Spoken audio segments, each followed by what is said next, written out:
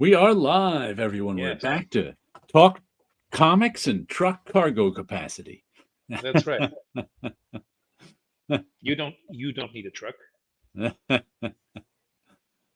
And man, truck owners can be mean too. There was I saw some random social media post by a woman who worked at a bank, and some of her fellow bank workers had pickup trucks. So one time she took a shot of the parking lot of like the half dozen pickup trucks out in the parking lot of the bank of people who worked in the bank. John and she was like, it's like, yeah, these people really need this truck to go to the bank or something like that. And people tried to get her fired. It was like all the pickup truck owners just got really mad at her for making fun of pickup trucks. And it was just like, what the? Hmm. There's Wilson. Good evening. Good evening. Hello. How's How it are going? you doing tonight? Hear me? Yeah. All right, good.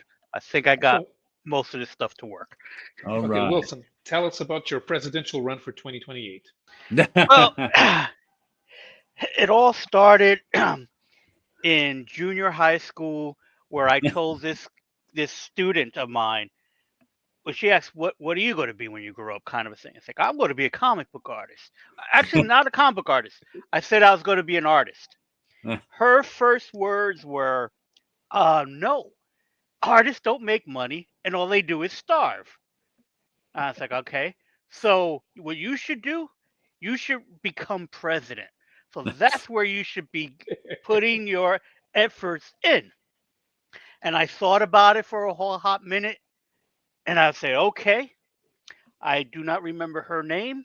I couldn't even tell you what class I was in, but I do. But that did stick with me, and I decided, no, I'm going to stay being an artist. I had no political ambitions. That particular photo was something I was playing around with because it's a photo that I use for many appearances and stuff like that. That's the promotional photo that I used that my sister took a picture of me in my elevator of all places when I was going. I was dressed up for an award ceremony, so I had played around with that image to see what I can do with it. What can I do with Photoshop? Can I kind of mimic that Obama poster? And it was using some filters and turning it in black and white, and later on I colored it, and it happens to look pretty good. I recorded it as an action because I had some ideas for it, and unfortunately I did not record those actions off of the program. So when Photoshop did crash, I lost the actions that I made for it, and I can't even find the YouTube channel that inspired the YouTube instructions that inspired to make that particular image. So every you now did and then not I just you did not I save your actions. Save, I save, right, save. right. So it was that I recorded my actions. I did not externally save them. So Uh-huh. that's the thing is, remember to not only save your actions, but make sure you put them into an external drive, which I eventually have done with most of my brushes and actions. I've saved it into Dropbox with the idea of, oh, if I'm working on someone else's computer, I could I can download those, good you know. idea. And that's a great idea that I wish I had before I lost all that stuff. Before you made your presidential photo. Exactly. So, so right now my presidential platform is always save your files, and that's as far as I got. And back up. Uh-huh. Always back up your files. That's some solid bit of advice right there. Hmm. Solid bit of advice. Did you make it to the comic shop this week, Wilson?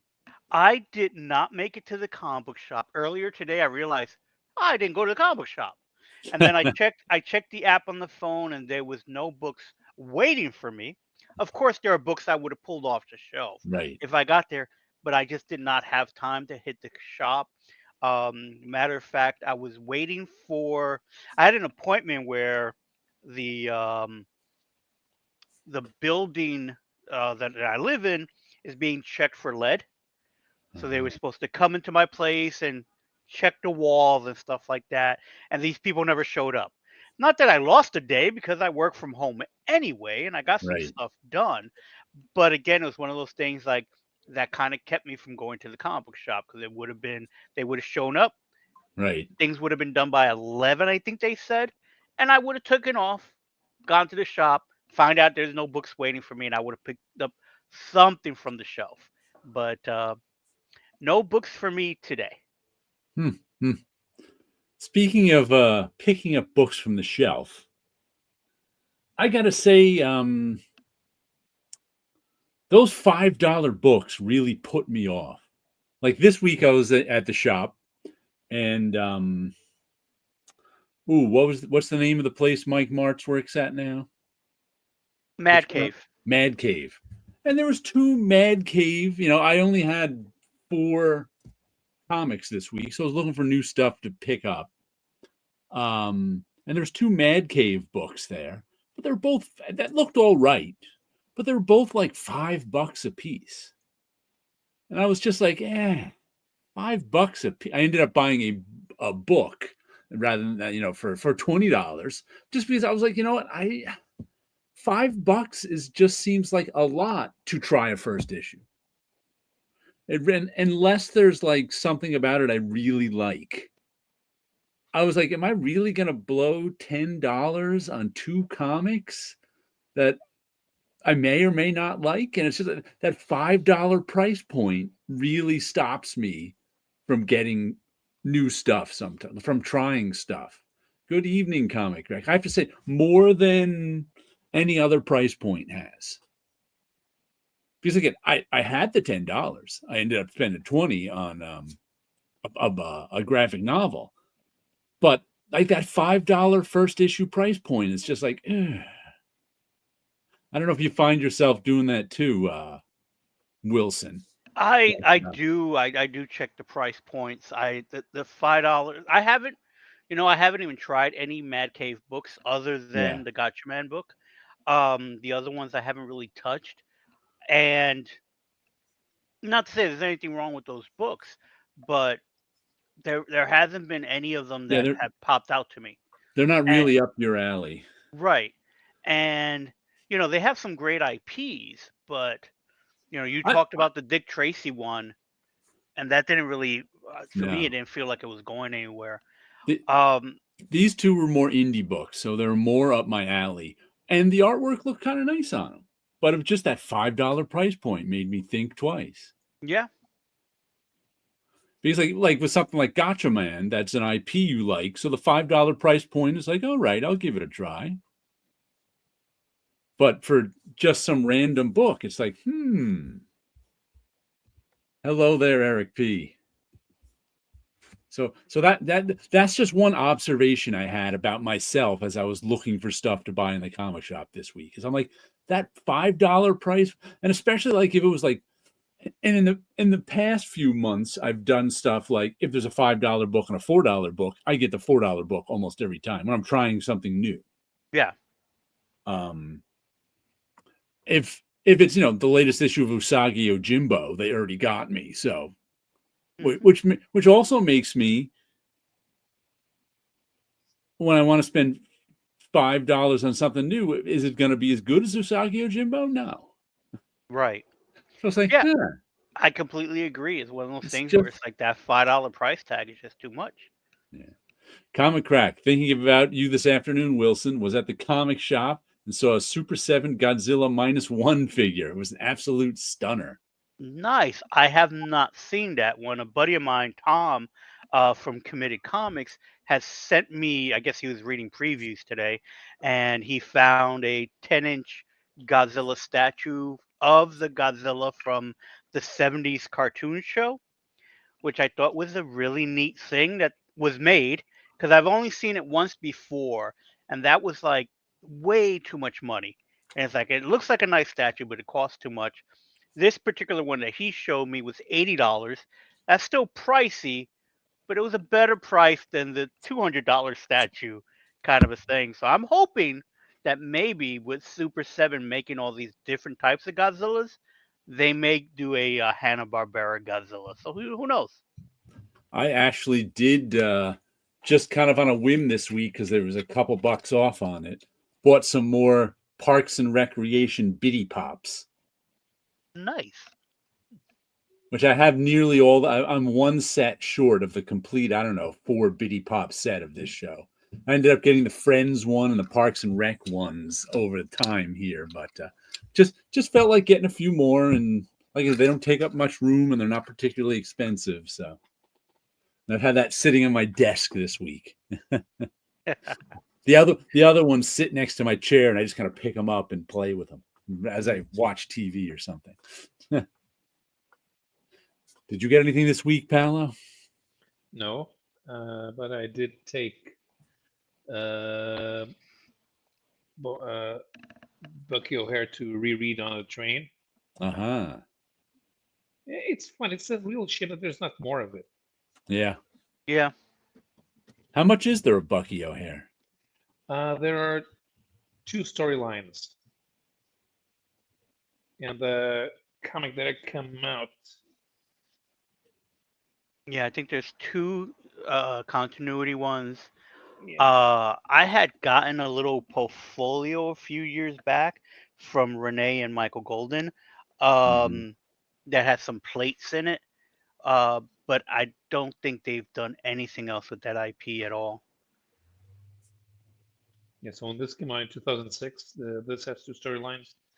But the second one wasn't even written by Larry Hama. Where did Bucky O'Hare appear in a Warren magazine at some time?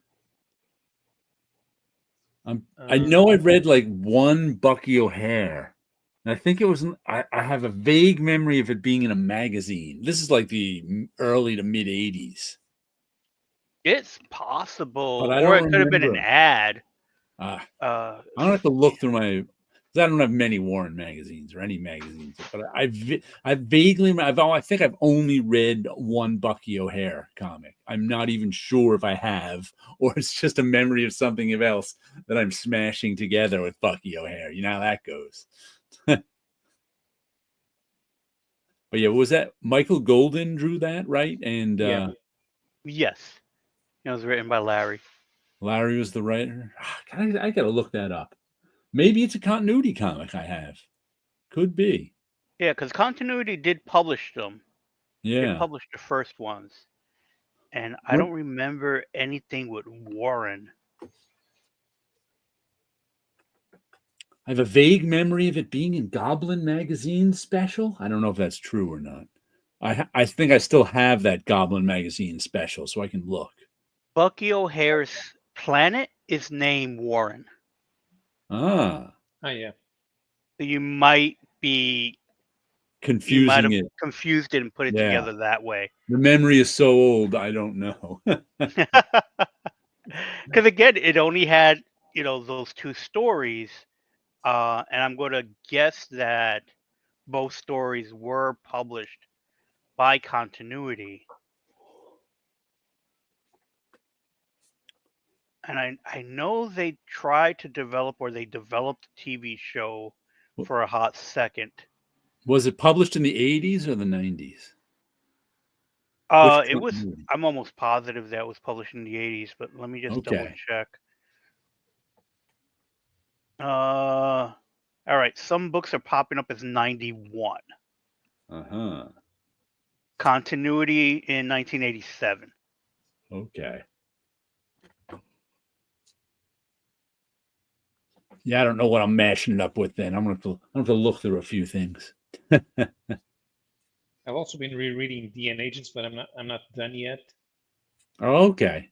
Man, I haven't read that since the '80s. How is it? Well, there's a lot of similar things that have come out just like it since then, Yeah. so it doesn't feel as fresh. And how do you pronounce the artist's name? Will Mignot. Mignot or something. I've actually heard him pronounce it sometime a few years ago, and it was like nothing like I thought it was pronounced.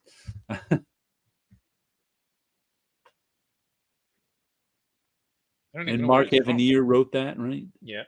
Yeah. Where's Will Mignot from? Okay, so Will Mignot. oh, Yeah, I used to buy the DNA Agents in the 80s, an Eclipse book, right? Had some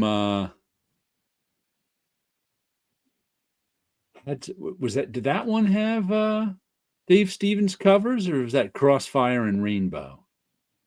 Because Rainbow is one of the characters from DNA Agents, right? mhm. And she was dating Crossfire from Mark Evanier and Dan Spiegel's book. Then I think there was a mini series called Crossfire and Rainbow that may have had some Dave Stevens covers that are coveted.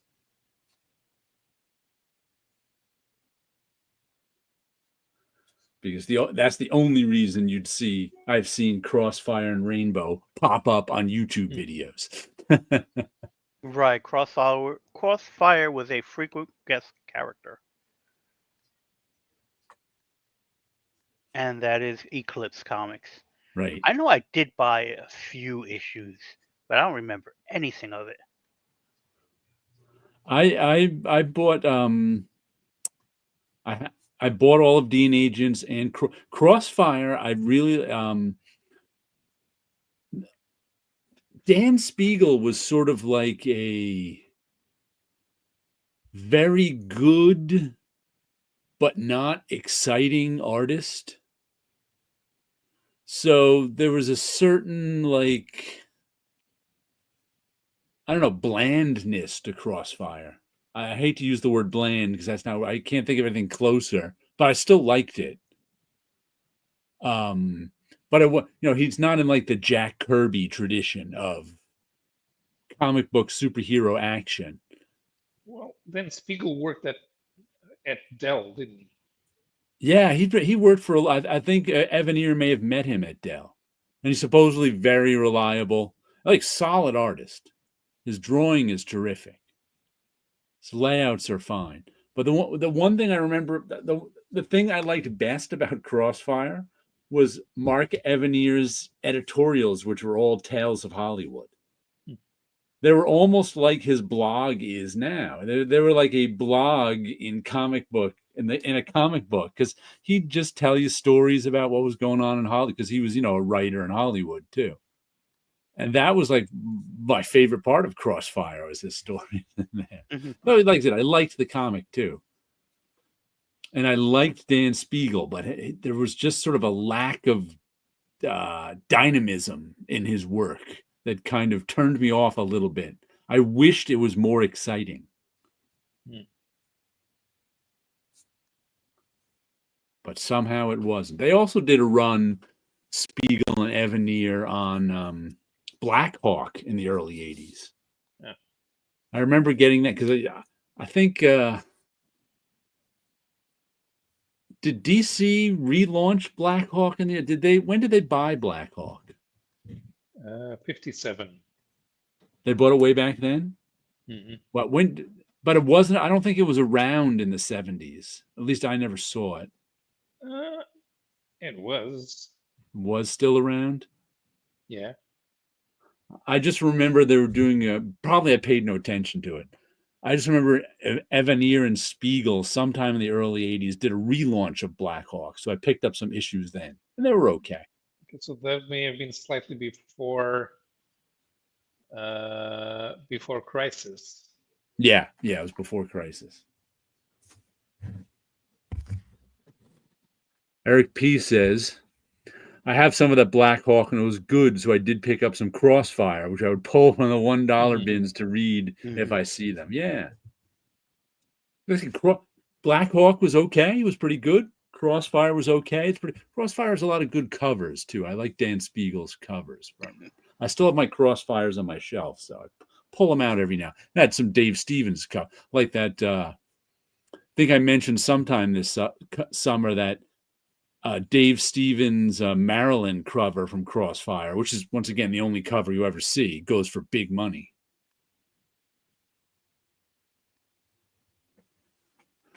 If you ever look in the dollar bins for Crossfire, that's the issue that's always missing. Right. There's the Maryland one.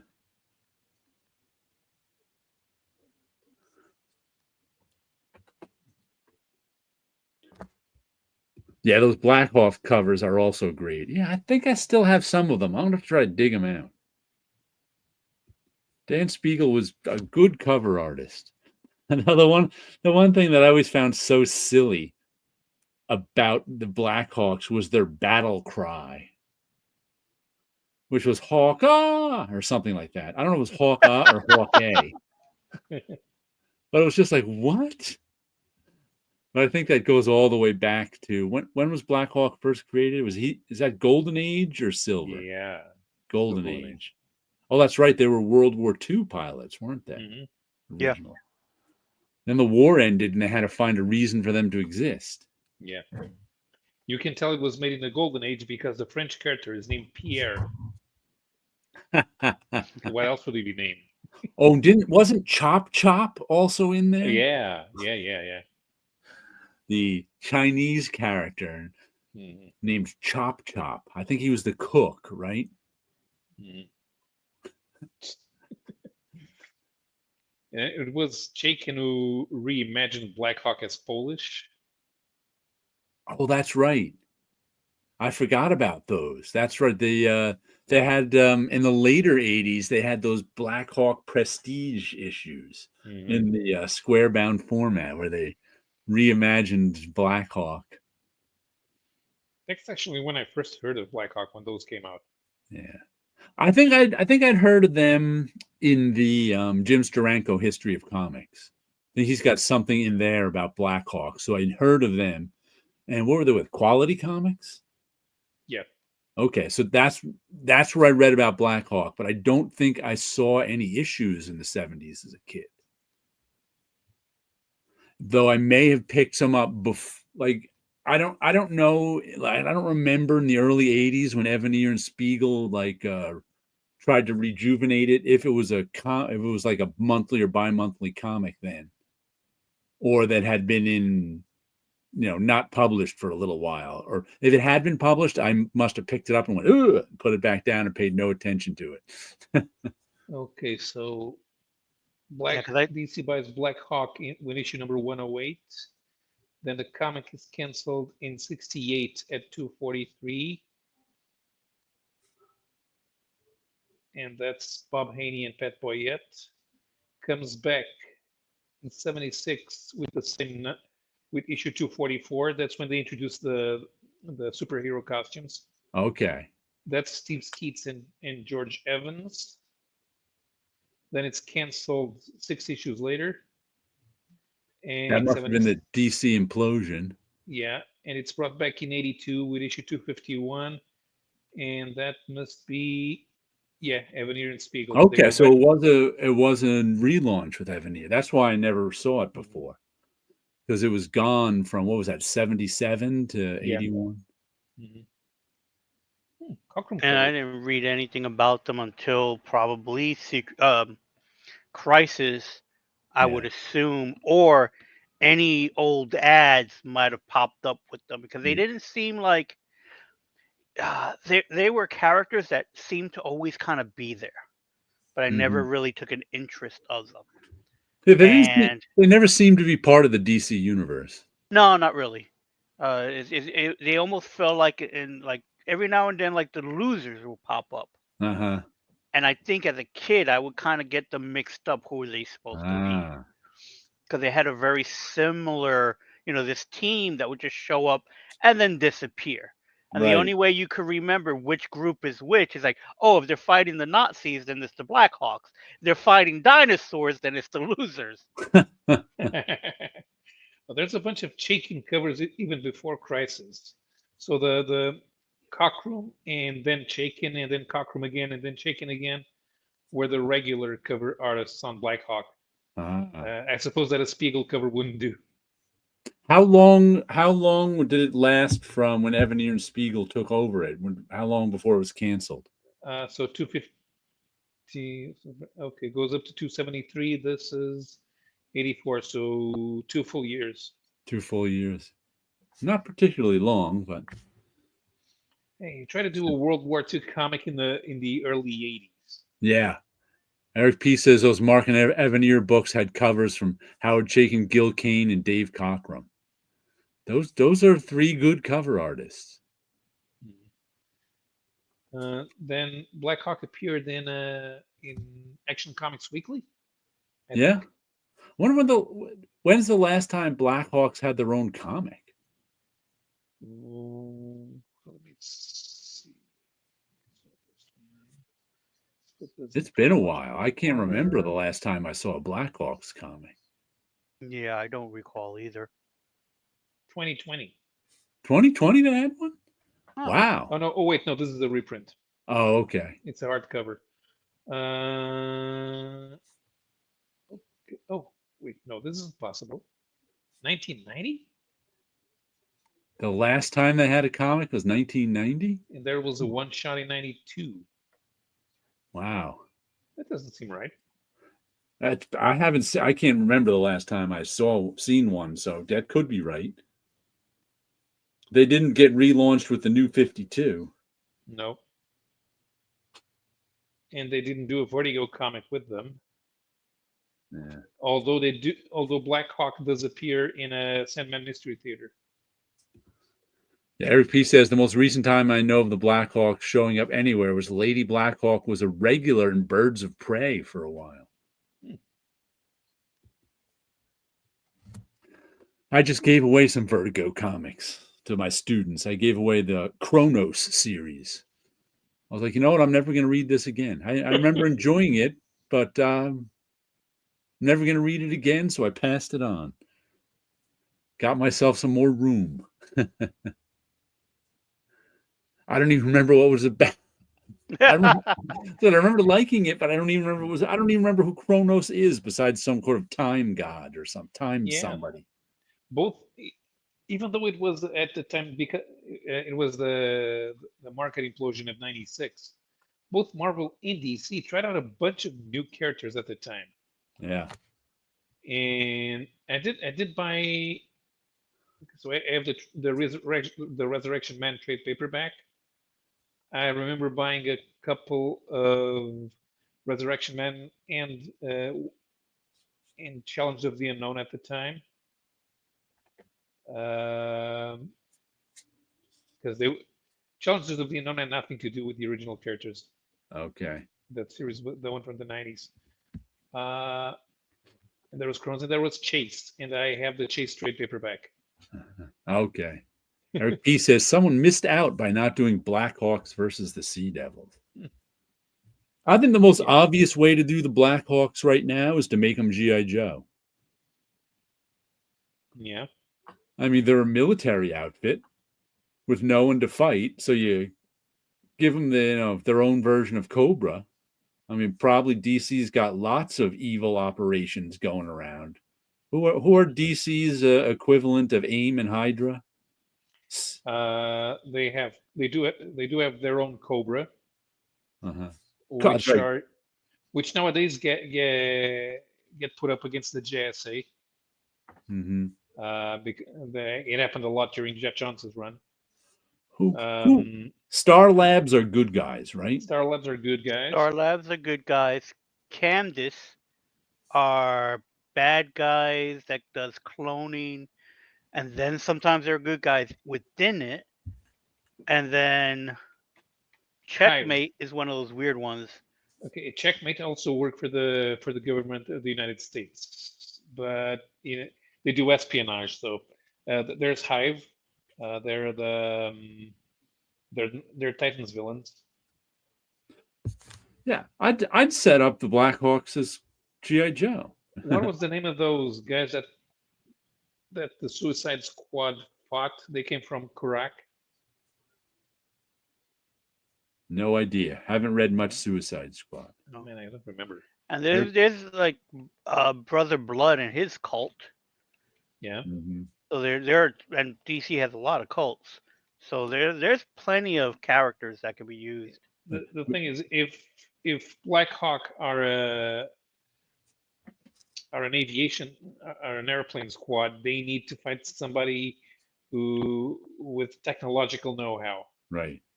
They're not going to infiltrate cults or do. Yeah, they need another military outfit like G.I. Mhm. Joe's Cobra. Right. And the skies that they have, they could Didn't take OMAC? enemy Ace and do like he had followers, Yeah. Didn't and that would OMAC? Didn't connect they to something else. turn that into like a bad guy organization or something? Yeah, Brother Eye. It was part of Maxwell Lord's Yeah. return back when they did the identity crisis and all that stuff in the Maxwell Lord shot Blue Beetle. Oh, let's see. Eric P says around 96 is when my fondly remembered Scare Tactics came out. Hmm. Black Yeah. Hawk versus the Air Pirates. There you go. Mhm. I don't know what Scare Tactics was about. Yeah, I don't know that one. I think I saw a cover once had a werewolf in it. Beowulf. There, Wolf. I'll pull another old one. I pulled another old one off the shelf that I've been rereading, and that's Steve Ditko Omnibus, Shade the Changing Man. I gotta say, this might be my favorite Ditko now. Of course, I still love Ditko Spider-Man and Ditko Doctor Strange, but I think this book came out in 2011, it said. And I had never read Shade the Changing Man before because, 70s DC. Scare Tactics was a monster rock band who were on the run from the government. That I actually looked up sounds the interesting. covers, and it's like, oh, I remember buying those. I have no memory of them, not at all. And I think in '96, so it wasn't that I was buying them; is I was getting them with the comps. Right. So it's like, so that's why the covers look familiar, but I didn't read them. Have you guys ever read Ditko's Shade the Changing Man? Nope. No, I've always heard the name, but I If never read any of if them. you get a chance, it's really worth a read. Because first of all, the art is so imaginative. The the basic concept and the basic concept is pretty complicated. There's this whole other world called Meta. That's where Shade comes from. So we got Meta, we got Earth, and we got some realm in between that's sort of like the negative zone, or some magical realm that like Doctor Strange would hang out in. And in that sort of magical realm is another sub realm, which I forget the name of, but if you go in that one, you get driven mad. So this is mostly about Meta. And like Meta is much more advanced than we are. And they occasionally come to Earth for reasons. But Shade is a guy who was part of he was a cop on Meta, but he got framed, got thrown into jail.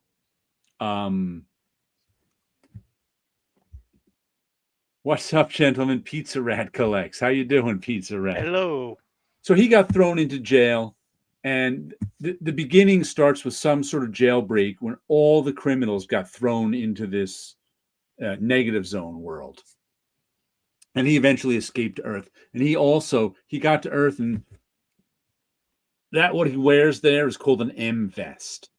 And that's what gives him his superpowers, which he's got a force field.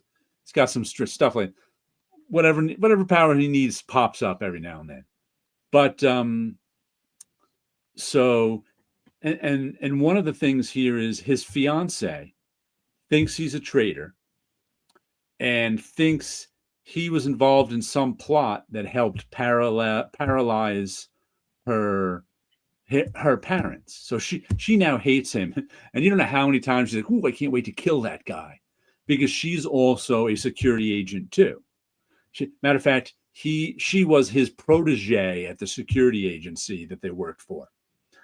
So now she wants to kill her old, and he's under a shoot on sight order from the old security agent. That's how much of a traitor they think he is. So he's escaped. He goes back, and there's a lot, and and the reason he's called the Changing Man is one of his superpower. I guess one of the side effects of the M-Vest is the more whoever he's fighting is afraid of him, the more distorted he becomes. So it really gives Steve Ditko a chance to show off his visual prowess, where, let me see if I can find a page where shade is always changing. Not this one, but it like gives him a chance to draw Doctor Strange type drawings on almost every page, where Doctor Strange used to have to be in that magical realm or something. He's really got, this one's just got his force field around him. Oh, and like the other villains too, like, this green woman is Mist. And he just does such a good job with the shapes around her too. So it's like all of the, there we go. There's a good shot of Shade, kicking that guy. And he just turns into this crazy monster but that's how the people kind of perceive him as he's fighting them. So it really gives Ditko a chance to be imaginative. And the action is like constant. It's like first he goes over to Earth, he gets involved with Earth criminals, beating them up. Some guy escapes from the negative zone, he's got to beat him up. And everybody's powers are really visual. So it might be the most imaginative Steve Ditko art there. And a lot of the people's powers have to do with them distorting themselves, other people.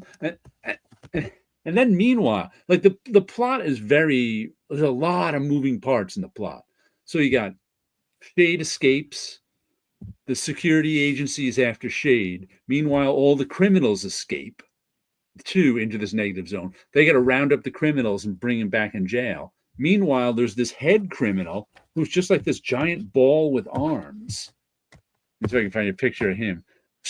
There he is. He's like the head criminal right there, that yellow giant ball with arms. He's making plans. He's like, we got to save our guys from the negative zone. He's like, no, let the cops get them. He's like, we can't save them from the negative zone. Once the cops get him here, we'll break him out. And he's using Shade to kind of be a distraction so he can save the criminal and save his criminal get dudes. And meanwhile, Shade just keeps going deeper and deeper into. He gets getting more, like, at one point, once again, one of the criminal's dudes is this invisible guy who's just nuts too. And he ends up framing Shade even more. So, and Michael Fleischer is actually scripting it.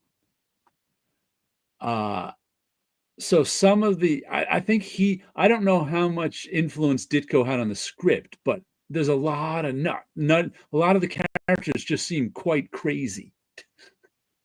So I got to say, it might now be my favorite Ditko, Shade the Changing Man. Which, I never would have suspected, because, like I said, I didn't read it till 2011 because I didn't have much interest in, as much as I like Ditko. I never had much interest in late 70s DC comics in general. So I just chalked it up to, probably not Ditko's strongest work. But I got to say, it's some strong work. I never got into it. I've seen that cover. Yeah. That's the image that's always shown for him. And I never read it, never knew anything about it, and I'm pretty sure I did get the Shade the Changing Man comic that was out when DC like updated it, and I was probably getting it in my comps, but I never really read it. Yeah. Those covers looked very British, for lack of a better term, and I don't remember picking those up, so I don't even think I touched it. Because it was like a little bit, those covers on the updated ones are so out there. I didn't bother with them. I've never read them. I know some people are big fans of them, but I've never read them. It only went 8 issues. I think it was a victim of the DC implosion also. Right. And then there was another one, or they reprinted. I think it. The last issue was. Do you guys know about the DC's canceled comics cavalcade? Yes. That's the one that after the DC implosion, for copyright reasons, they took the issues that weren't ever published and published them as a Xerox comic, which only was like handed out around the office. So it had like the last issue of Shade the Changing Man in it, the last issue of Steel, the last issue of a few other things. And it was always like legendary in comics, and only if you had the right connections could you get yourself a copy of a Xerox copy of Canceled Comics Cavalcade. But in these omnibuses, DC was publishing some of them, like in the Shade omnibus here. And they did that, but I don't know why they didn't go ahead and color it. Because they would have to pay someone to do that. Yeah, exactly. You're right. I do know why they didn't color it. Silly of me. It's like we're just reprinting. There's no money in the reprint department. And the colors are terrific too. Who did the coloring on this? Let me see. Colors are the art is so imaginative in this from top to bottom. Coloring Liz Berube, Berube. I don't think I've ever seen her name before. But the coloring is terrific in this too. I've wanted to get the originals since I read this, but I never have. Because, But if you get a chance, read the Ditko Shade the Changing Man. I think it's really good. It surprised me how much I liked it. And like I said, I'm reading it again, probably for the first time in a decade. Right. And I'm really enjoying it. The list of stuff that appears in Canceled Comic Cavalcade is pretty interesting. I mean, they have so much stuff. Okay, so cover to Black Lightning number 12, then the story for Black Lightning number 12, which was published in World's Finest 260. Then a Ray backup, which was also going to appear in Black Lightning number 12, and a cover for Black Lightning number 13. Then you have the Claw story for Claudian Conqueror number 13, and the cover and story for number 14. They had something called Deserter, which was a Western that they were going to introduce in Showcase number 107. Huh. They didn't. Then there was the cover to Doorway to Night. Well, I wonder if that was a Kaluta cover. Number 6. This one in the Unexpected number 190. So there's a Madame Xanadu story. And then a text story for Doorway to Nightmare number 6. Okay, here the story that was going, a Firestorm story, which was going to run in Firestorm number 6. Yep. But then they redrew the story as a backup in Flash, but not as it was intended. But not it didn't appear as it was intended originally. There was a Green Team number 2, which is probably Jerry Grandinetti, was he the Green Team? Yeah, with Joe Simon. And that was it. Then there was issue number 2, which they published a few months later. This one as Commandy number 60. An OMAC story that was going to appear on Commandy number 60, which they ran in Warlord number 37. A Commandy short story for number 61. A Sandman story, which was going to appear on Sandman number 7. It did appear on the Best of DC, number 22. A Prez story for Prez number 5. The Shade story for Shade number 9. That's the one that's in here. That's right. Something called The Odd Man, which was a backup that was going to appear in shade number 8. The Odd But Man. Huh. yeah, it was also a Ditko property. And it did appear in Detective Comics number 487. They were going to do a Dead Man story for showcase number 105. They did run it in Adventure number 464.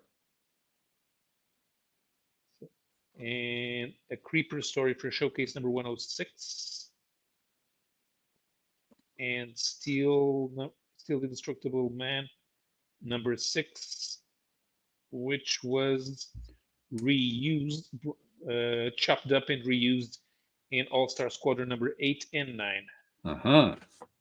And Secret Society of Supervillains number 16. They did put it in the Secret Society trade paperback of 2011. And the cover to number 17. Also, there was going to be a Vixen number 1. Which was going to be Vixen's first appearance. So she only appears later. I'm gonna have to check with Bunch. He may have gotten copies of those. I'm not sure, because I had read about those like through the '80s, and people would, you first of all you had to know the canceled comic cavalcade existed. Yeah. Then you had to know someone on the inside, and then you had to know someone on the inside who would give you a copy of it. So it was one of those things that was so unavailable mostly, because the people who could give you a copy of it didn't necessarily want to. Right. Because then they risked their copy. They didn't want to, because it wasn't supposed to get out. Mm-hmm. Was there a time when they couldn't even admit that it existed? I think so. That sounds vaguely familiar too. And I also find it weird that somehow photocopying the issues counts as publishing them. I always found that strange too. Well, in 1978, it would count. Yeah. Because they had changed the copyright law. So as long as you had some sort of distribution, the stories were copyrighted. Okay. And I would imagine that goes back to those ash cans. Oh yeah, that's right. Were considered printed, and those, if people don't know about ash cans, DC would slap a cover and a title onto a book and just publish that as an ash can, a black and white book, and that was, I think, for trademark purposes. I think it didn't matter what image was on it. It was more for the to get the name. To get the name copyrighted. I mean, the ash cans were around before photocopiers. Yeah. Because wasn't it is it Marvel Comics number 1 that there's a famous ash can for? Or is it the first Submariner story? Oh, that appeared in something that was going to be a giveaway at movies. But it was just an ash can of it, right? There was distribution. There was limited distribution, and there were a few hundred copies of it. And I think that just said Marvel Comics on the cover and had Namor on it. Yeah. No, Motion Picture Funnies Weekly. Right. Okay. But I think there may have also been an ash can of Marvel Comics number 1. I can't remember. But like I said, there were ash cans in the 40s, early 40s. Right. The 90s just revived the idea. And it became a collector's item then more than anything else. Mm-hmm. Because you can find all sorts of ash cans in the 90s. Oh, yeah. I still got a few. My favorite one, which is really beat up, is the Batman Grendel that I have. Ah, yes. Because it's a black and white cover, but it has a red foil in the center. And Batman and Grendel, I think it's Rose, going at each other. And it's like, I just really like that image. Look, it's Chris Geruso. Hey, Chris. Hey, everyone. So I guess this would be a good time to show off my Venom War, 4 of 5, Chris Girusso All cover. right. Nice. I should probably post that that's out. You maybe you should. Yeah. Came out on Wednesday. Nice looking cover. Read the story's all right too. I've been enjoying Venom War. This issue got a little confusing, I have to say, because new characters showed up that had a lot to do with the Venom universe, that had special effects on Venoms, that I was just like, huh? Like Flash Thompson showed up. He's anti-Venom, and he has an effect on Venoms. But then these symbiote zombies showed up, which were symbiotes on dead people. And then, like, the leader of the symbiote zombies was this guy who I was like, who's that guy?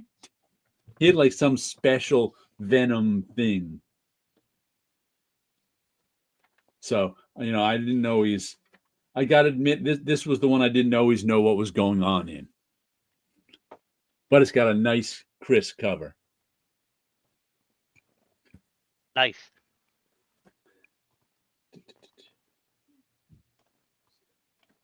Good stuff. What? So which means the final order cutoff for issue 5 should be this Monday, but I'll have to double. I'll let you know, Chris, when I get my final order cutoff email. Okay. Thank you. I've been letting Chris know whenever I see, because, like I said, I get that email from my comic shop every week with all the books that are on final order cutoff. So I've been letting Chris know so that he can let his social media people know. What are you working on tonight, Chris? Working on more. I'm coloring the official handbook of the Marvel Universe commission. Commission. Okay. I'm almost done. What were we just talking about? The canceled comics cavalcade. Yes. Have you ever made an ash can, Chris? Well, I've made comics that are just 8.5 by 11 papers folded in half. Is that what you mean? Mini can? Yeah, I guess that'd be. But yeah, would they be mini comics? We call them? Because I recently had someone tell me that it's not a mini comic unless it's folded over twice.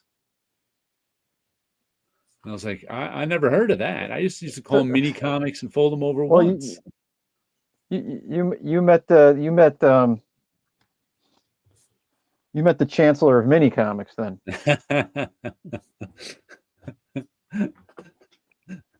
That's who that was. Yeah. A lot of people don't know about those rules. Yeah. Have you ever made any ash cans, Wilson? I have. My very first,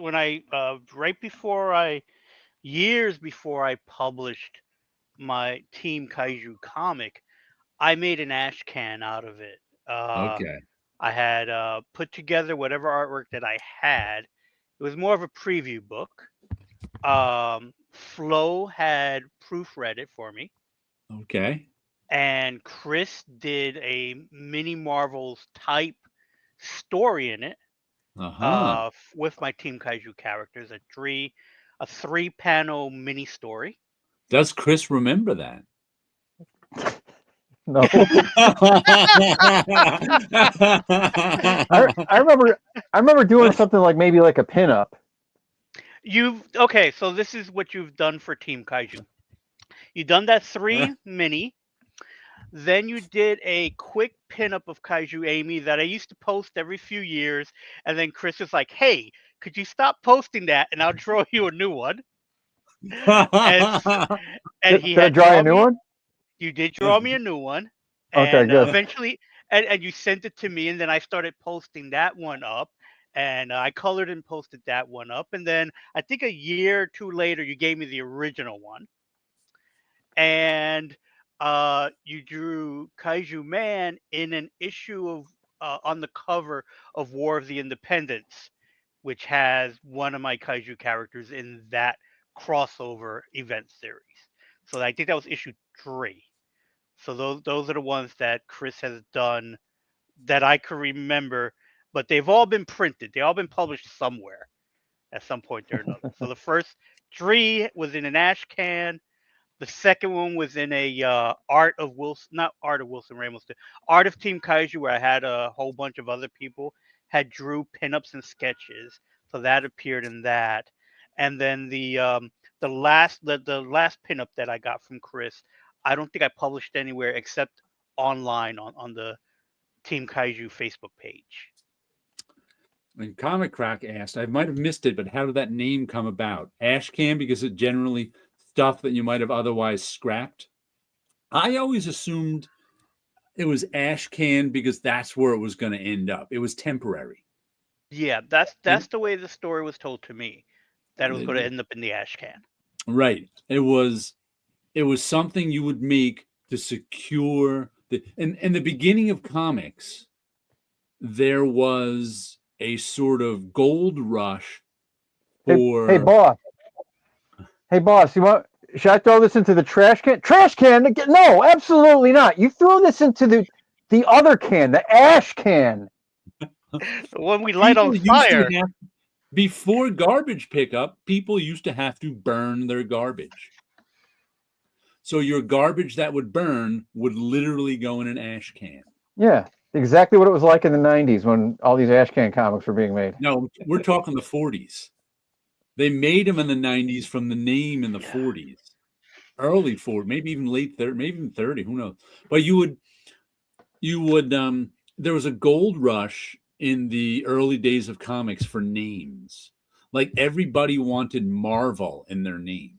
That's why Captain Marvel got there first. And you could read about that. And I remember reading about that in Steranko's History of Comics. That's why you'd make an ash can to secure the name, trademark, and copyright. So here's an example of an ash can from 1940s, Double Action Comics number 2. So it looks like it's one page folded. So, so that's basically the ash can. And the story inside of it looks like it's just a generic Crime Never Pays, as well as a cartoony book. Mm-hmm. Something This Doggone World. And I guess it was to secure the rights to Double Action Comics. There we go. Double action. My car magazine did an ash can once. Yeah. We had we were part of a merger once, and we ended up owning 2 trademarks which were previously rivals. And the one that we weren't using at the time, we were about to lose it. So we packaged 2 newspaper articles inside it, made an 8-page newspaper in smaller format, and put it in, distributed it to 2 newsstands. And there, we secured the trademark. According to the information, only 3 copies are known to exist of this ash can. No copies of Double Action Comics number 1 ash can has ever surfaced. This is not the original, by the way. This is from the DC Vault. Okay. So this is one of those museum in a book books that I got for Christmas at some point. And so I knew that this had one of those ash cans in it. But I've never seen like an ash can myself from that time period. I only know about the ash cans is when they did make a resurgence in the 90s where everyone was making a type of an ash can. I just wasn't aware that it was just that particular one was a page folded in half. So all the ash cans that I've made for myself, I did like full books, almost 22 pages. That's what I would consider a 90s ash can. Right. The difference to me, and I'd have to check with the head of mini comics, is that if it was a full-size comic, shrunk down to mini comics to 8.5 to half of 8.5 by 11 size, that would be an ash can. If it was made for that size, that would be a mini comic. And And there's so many Eric P other says someone types needs to of do a booklets. quadruple action comic ash can. There you go. Because in the same Comic book, Craft. there's something here called the Superman's Buddy booklet, and these are from the printer's proof, known as blue Okay. lines.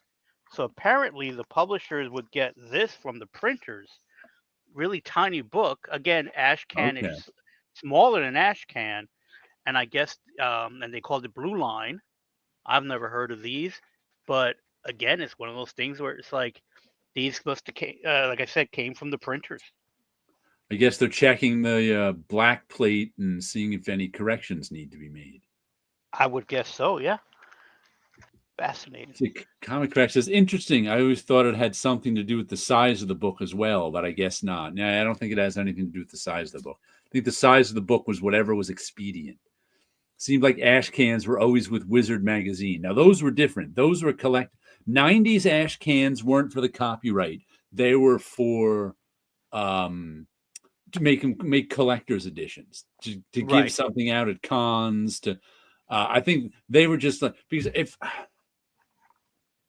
it may have been sometime in the late 80s that it may have been Motion Pictures Funny's ash can was first discovered, because no one knew it existed. Everybody assumed that like Submariner first appeared in Marvel Comics #1, and then someone found like an ash can for Motion Pictures or something like that. Or maybe it was Marvel Comics #1 ash can. I can't even remember what it was. But there was like a very famous ash can that was discovered in like the late 80s.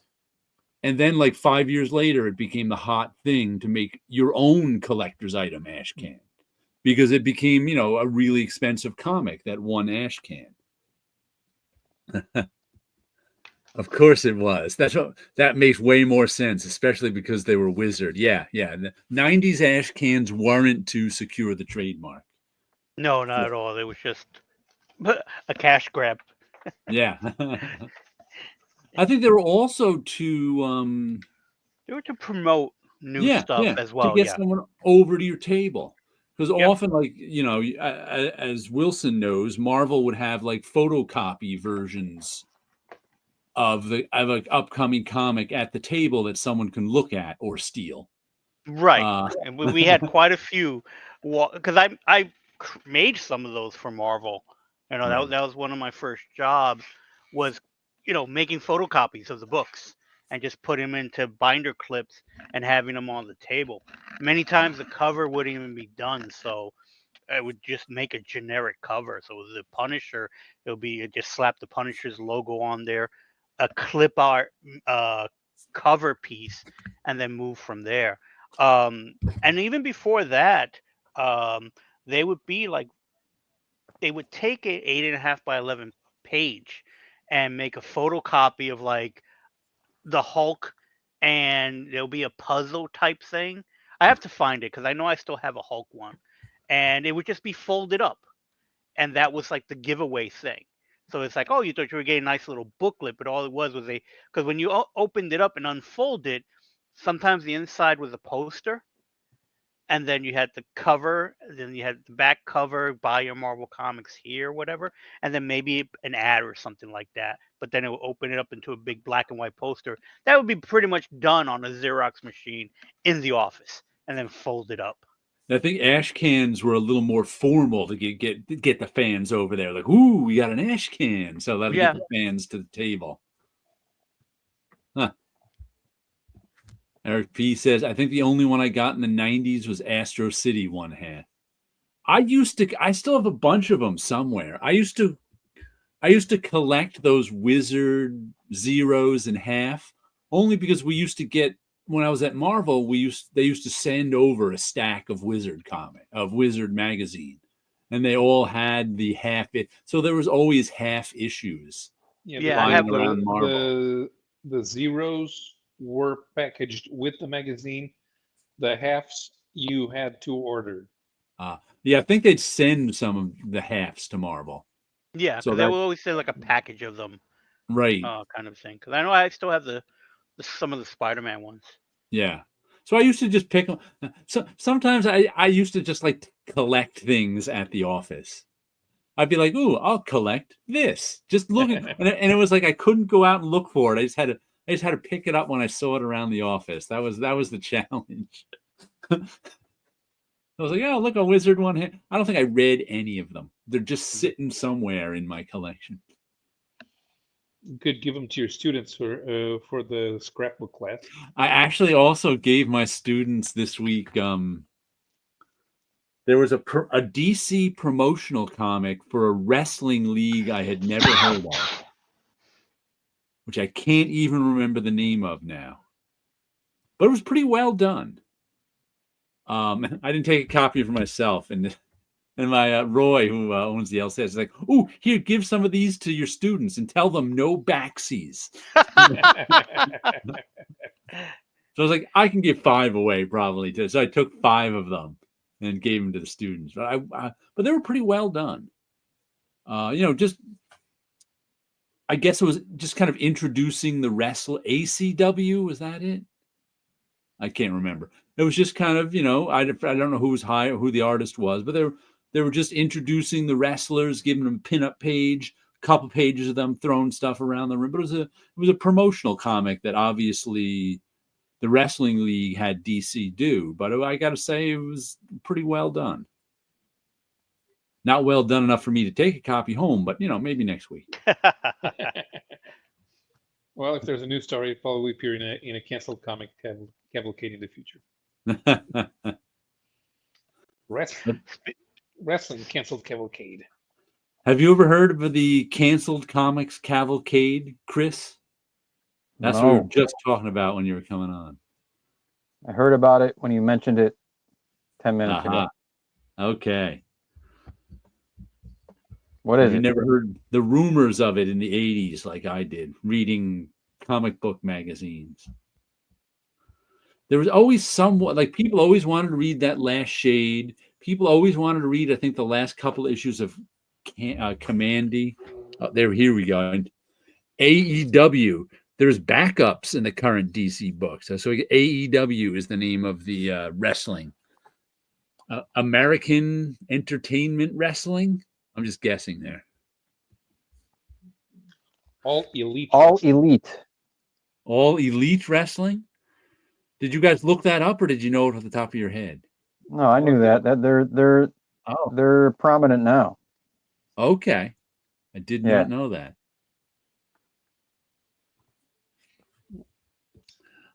Eric P says, I just opened this week's Birds of Prey 15, and they have a part 2. I guess they're continuing this to All Elite Wrestling. All Elite Wrestling was founded by an Iranian guy who looks like a porn star. Yeah, he looks like Ron Jeremy. Shahid Khan. Let's see, another comic I got this week. The latest issue of Saga, which once again has lots of waves in it from the oversaturation. Well, they did a black cover. What you expect? Yeah. It's just really annoying. I'm just like, come on, people. Get it together. At least put an ad for Got Milk in there. I hate you. Nice drawing by Fiona Staples. But another issue of, I can't believe Snot Girl's coming back. I haven't seen an issue of that in a good 5 years at least. Still looking for love, and this time it's gonna stick.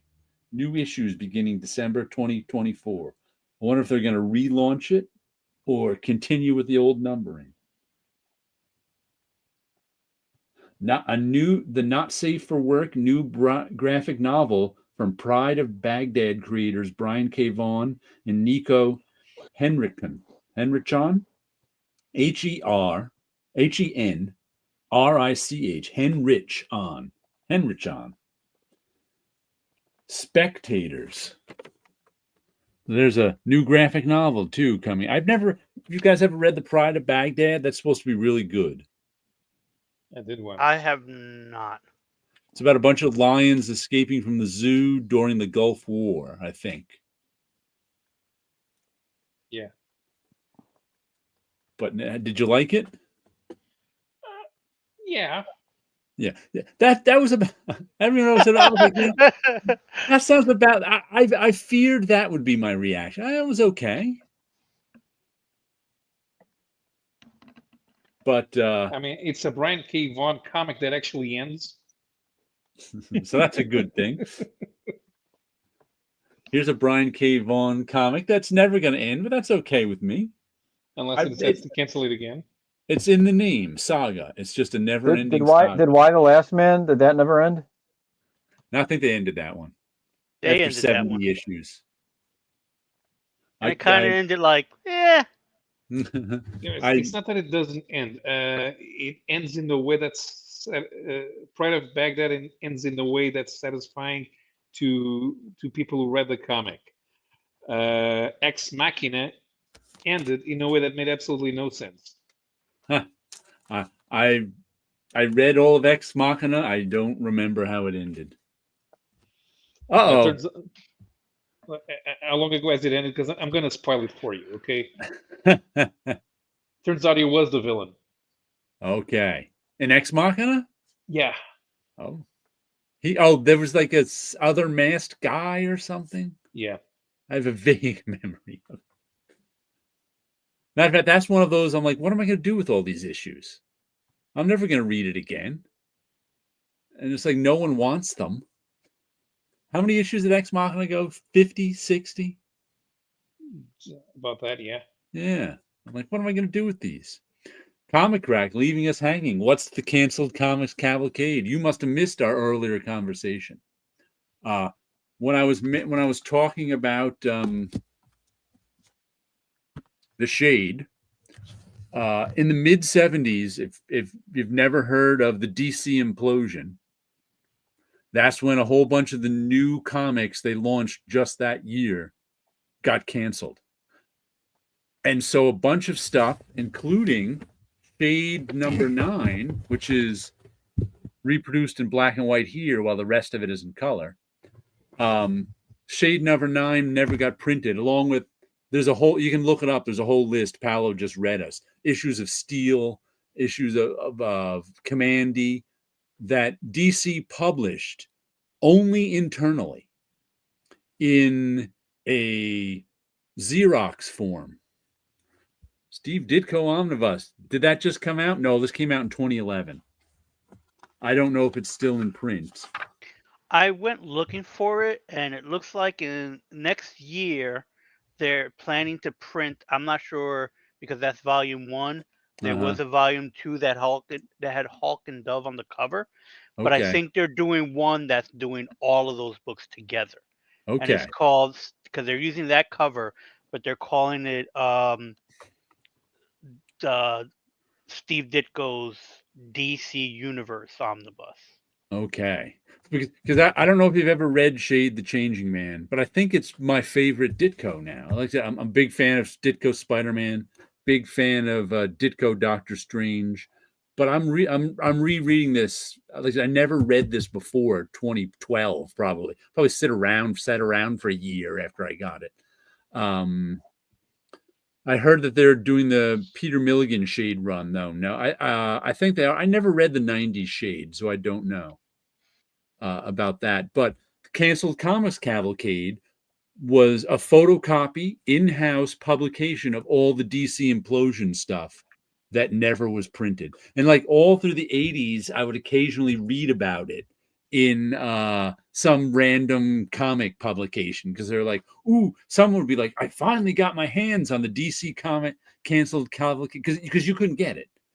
It was only to secure the copyrights, and it was only some people at DC got it. So you had to know someone inside DC. You had to know someone willing to make you a copy of it, risking their maybe employment at DC. I don't know how risky that was really, but I just know people didn't really. It wasn't really handed out a lot.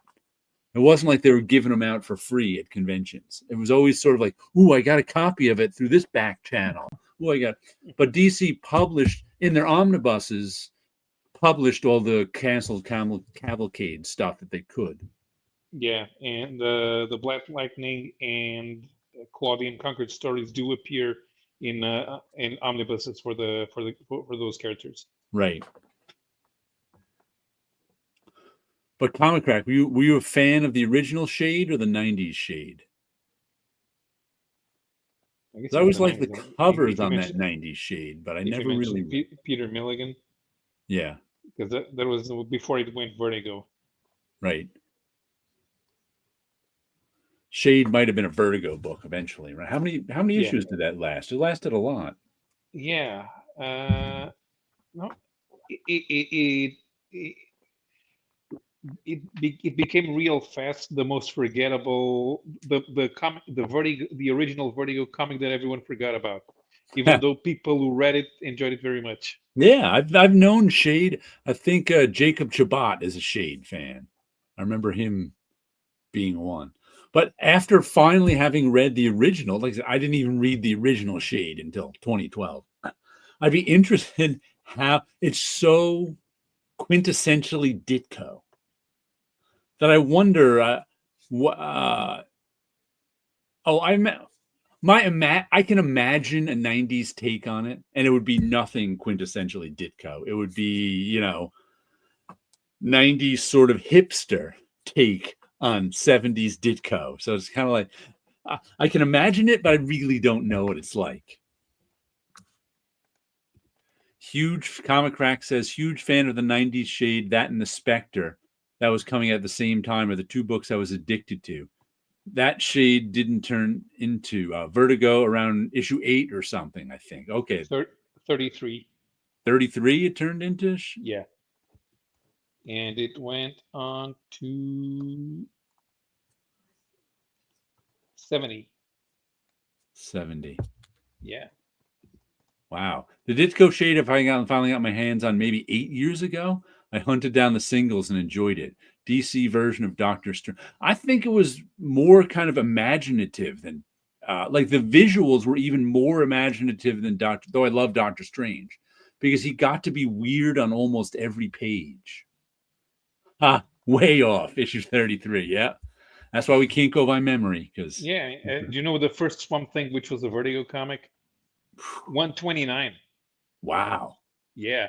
I bailed around issue 90, 93. For some reason, I remember bailing at issue 93. I have no idea if that's the actual issue. Yeah. And the first Doom Patrol, which was a Vertigo comic, was the one after Grant Morrison left. And even Sandman, so Sandman started in 1990, so it only became a Vertigo comic in issue 42, I think. What was the first #1 that Vertigo put out?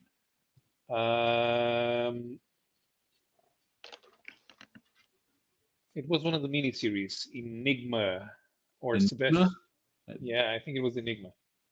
That was Peter Milligan also, I think. I have a vague memory of that. Enigma may have been done for Touchmark. Because I think I have some of those issues only because Bob Wyacek may have inked some of them and given them to me.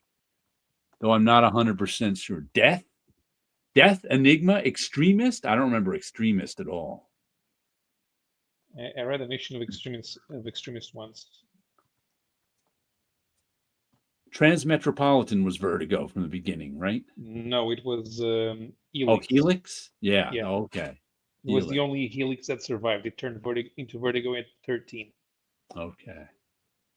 Okay. Yeah, Death was the first comic that was made specifically to be Vertigo. Enigma came out around the same time, but it was a Touchmark project. Touchmark, for those who don't know, was going to be a line of comics made by Disney, but it was going to be adult comics. And it was what was the editor? It was the guy they knew at DC, but he was going to be involved in that. And then he came back to DC and brought the Touchmark properties with him. Uh-huh. because somebody at Disney finally figured out, wait a minute, we're Disney. We can't do an adult comic. What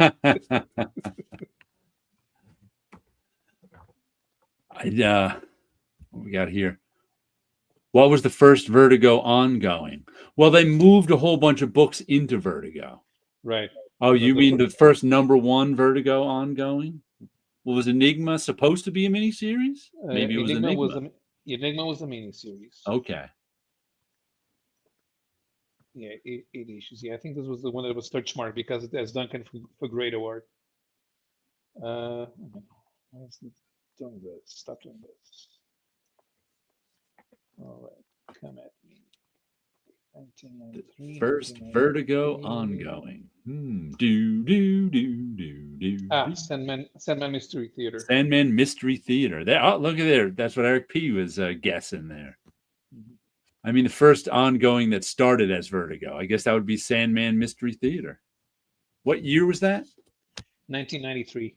93. So the first the Vertigo trade dress and logo appeared on March 93 issues. Once again, Sandman Mystery Theater was one I collected around the Marvel offices. Never bought it. Never made sure I got it each month. When I would see it around the Marvel offices, I'd grab a copy. Yeah. Then at around the same time, they put out a one-shot called Mercy. This was also a Torchmark. I think this was also a Torchmark. It's Jam DeMatteis. Kid Eternity, the miniseries. Okay. The end of Sandy miniseries. No, wait a minute. This isn't the miniseries. This is the ongoing. The miniseries predates Vertigo. But the trade paperback is Vertigo. It's like Books of Magic. The miniseries predates Vertigo, but the trade paperback is Vertigo. Speaking of trade paperbacks, I got one off of eBay this week. I picked up Invaders Classic Volume 2. Where's Volume 2 on this? Invaders Classic. It doesn't even say. The only place it says 2 is on there. Mm-hmm. That's weird. This is pretty. It's got Invaders 10 to 21 and Annual 1. And this is pretty much when I started buying the Invaders in the 70s. It's got some nice covers, including, where's this one? The first time, where is it? But I 15, no, we want to go up. 16, there we go. The first time I ever saw a bondage gear costume in comic books. Yes. Was Master Warrior Woman on the Invaders. I remember being a kid going, what the?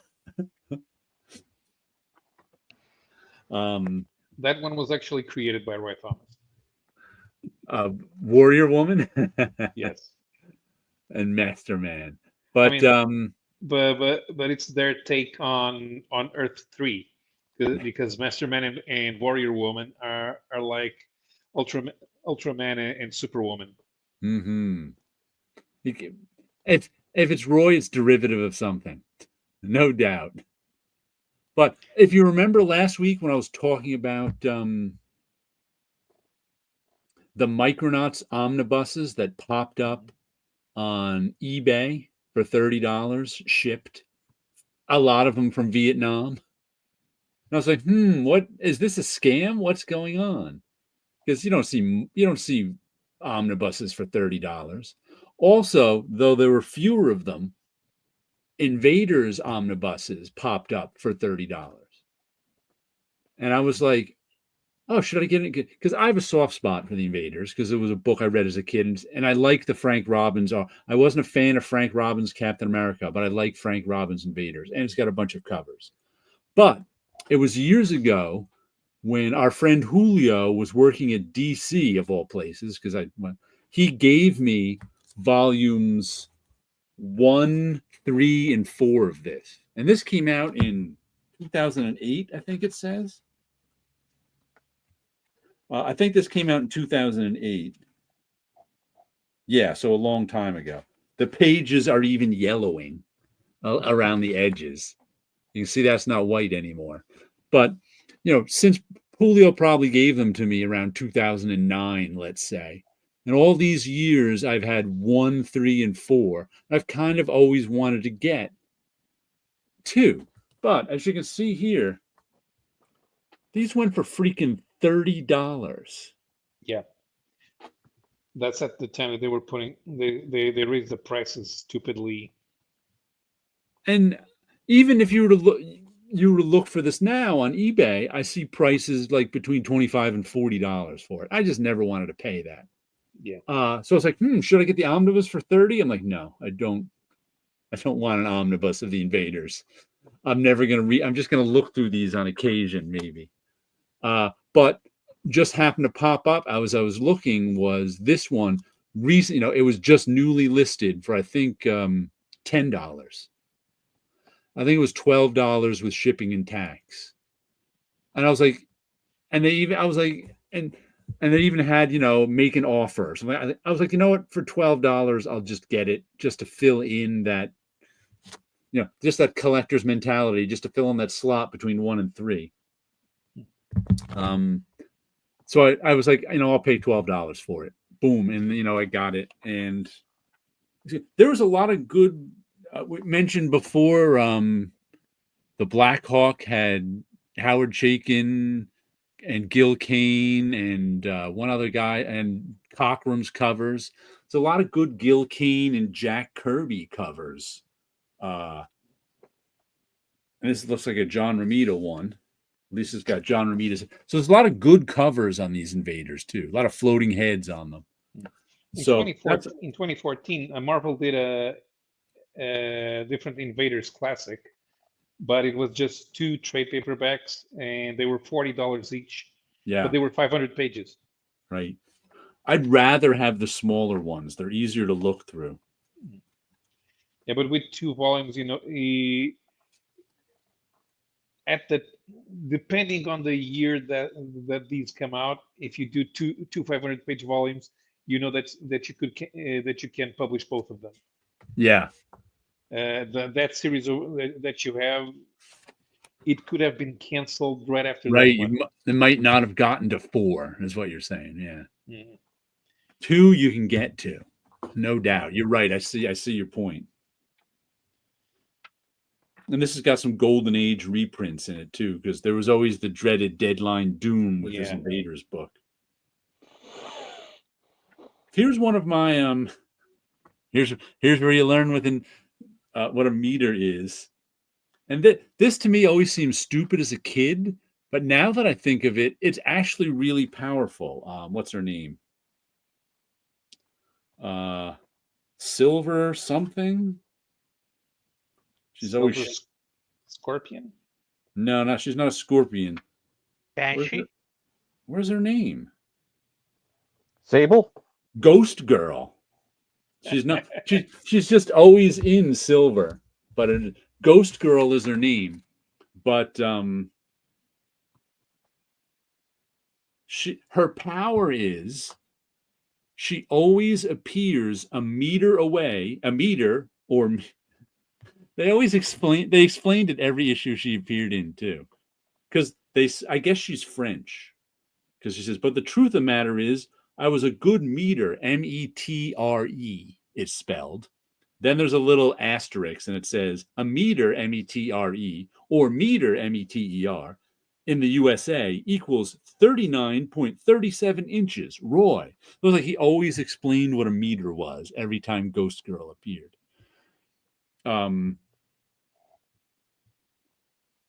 But I think her power was 3 feet 4. Okay, it's what was that? 1 meter is 3 feet 4. Yeah, but 39.37 inches. I think I remember being 3 meters. Maybe I'm remembering that wrong. But it's a weird sort of de facto invisibility, because you think I'm here, but I'm really over there. The power of refraction. Yeah, it's a strange power, but it could work pretty well. Yeah, Doesn't work visually in comics very well. Right, but it would confuse the hell out of people. Yeah, you couldn't draw a bead on her. And they always kind of drew her like a speedster, like where here she is bouncing around back here. Whoops. With those speed lines around her. And here she is, in these 3 panels, she's tapping the guy on the shoulder to distract him, then running around and well, she's not actually running around. It looks like that it's done like the Flash. It looks like she's running around to punch him, but she's not. She's really in the other spot. It's like strange. But yeah, now I've got there's another bondage cover for you from Gil Kane. All the and this one was always weird too. Where is it? Hitler is talking to invaders, and he's got them in these weird bondage traps. But they're underwater. Submariners in a block of concrete with a heat lamp on them to keep them weak. I just always found those really, really weird traps to keep. Just didn't put them behind a cage or something. He had them and Captain America and Bucky are strung up as Hitler talks to them. I just always found that really weird as a kid. It was for that Wonder Woman crowd. Yeah.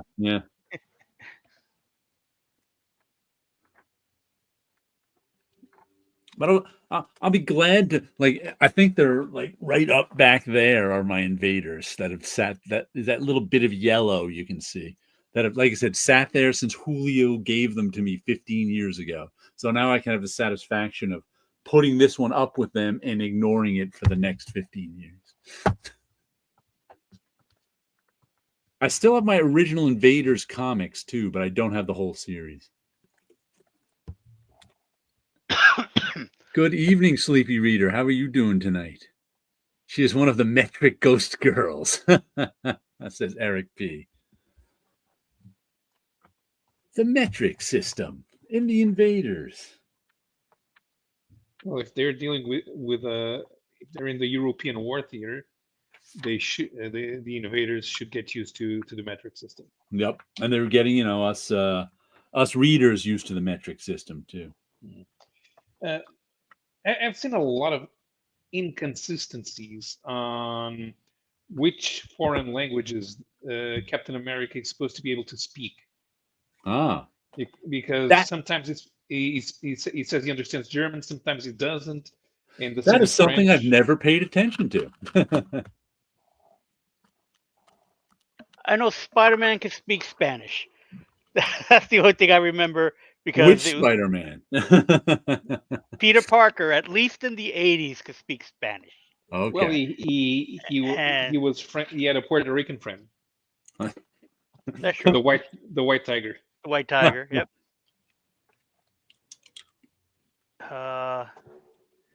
Wolverine can speak Japanese, and I'm going to assume French, but they never really mentioned it. Nightcrawler can speak German, of course. Mm-hmm. But I don't recall who might be multi-language. Scarlet Witch. Was she? Yeah. In the comics? Yeah. Okay. Yeah, she mentioned it. She had come back to the Avengers and overheard Monica Rambeau speaking Cajun French because she's from New Orleans. And one was like, "Whoa, who's speaking French?" Right. But music took advantage of that. In one issue, somebody turns the entire population of Greece into Hulks, and Scarlet Witch starts talking to some of the victims in Greek. Eric P needs a whole issue of Cap going to language classes. Comic Crash says, "Well, French Canadian anyway. Banshee can speak Irish.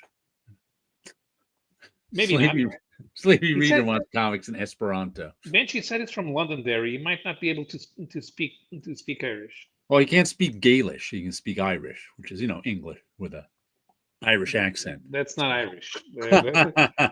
That's Claire Montese's version of an Irish accent. Oh, laddie. Lots of laddies in there. Oh, yeah.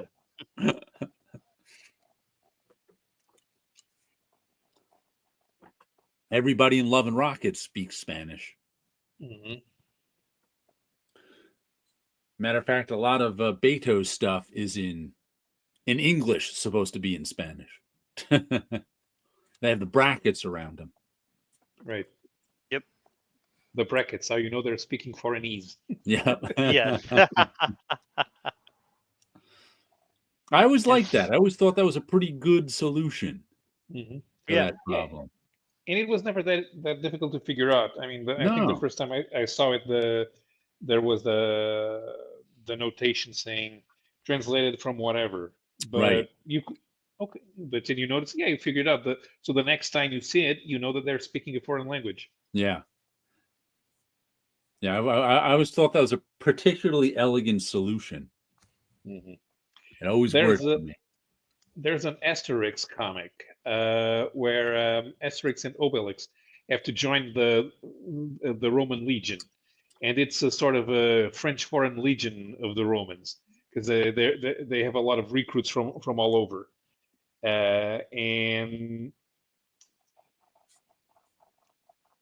some of them they couldn't understand. So apparently they understood the Greek guy because he had a Greek. You knew he was speaking Greek because he had a Greek style font, and then the Germans had a Gothic font. So they were speaking with, but that the Romans didn't understand.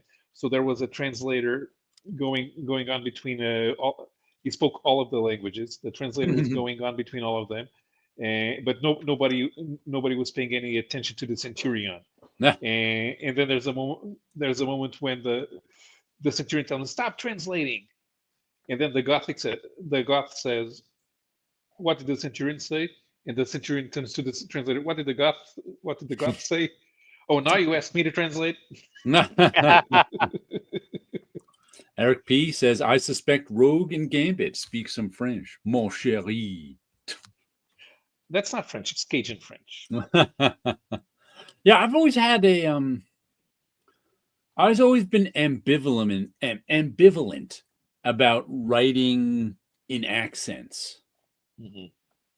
Because the way that like a writer usually writes in accents is to spell things phonetically.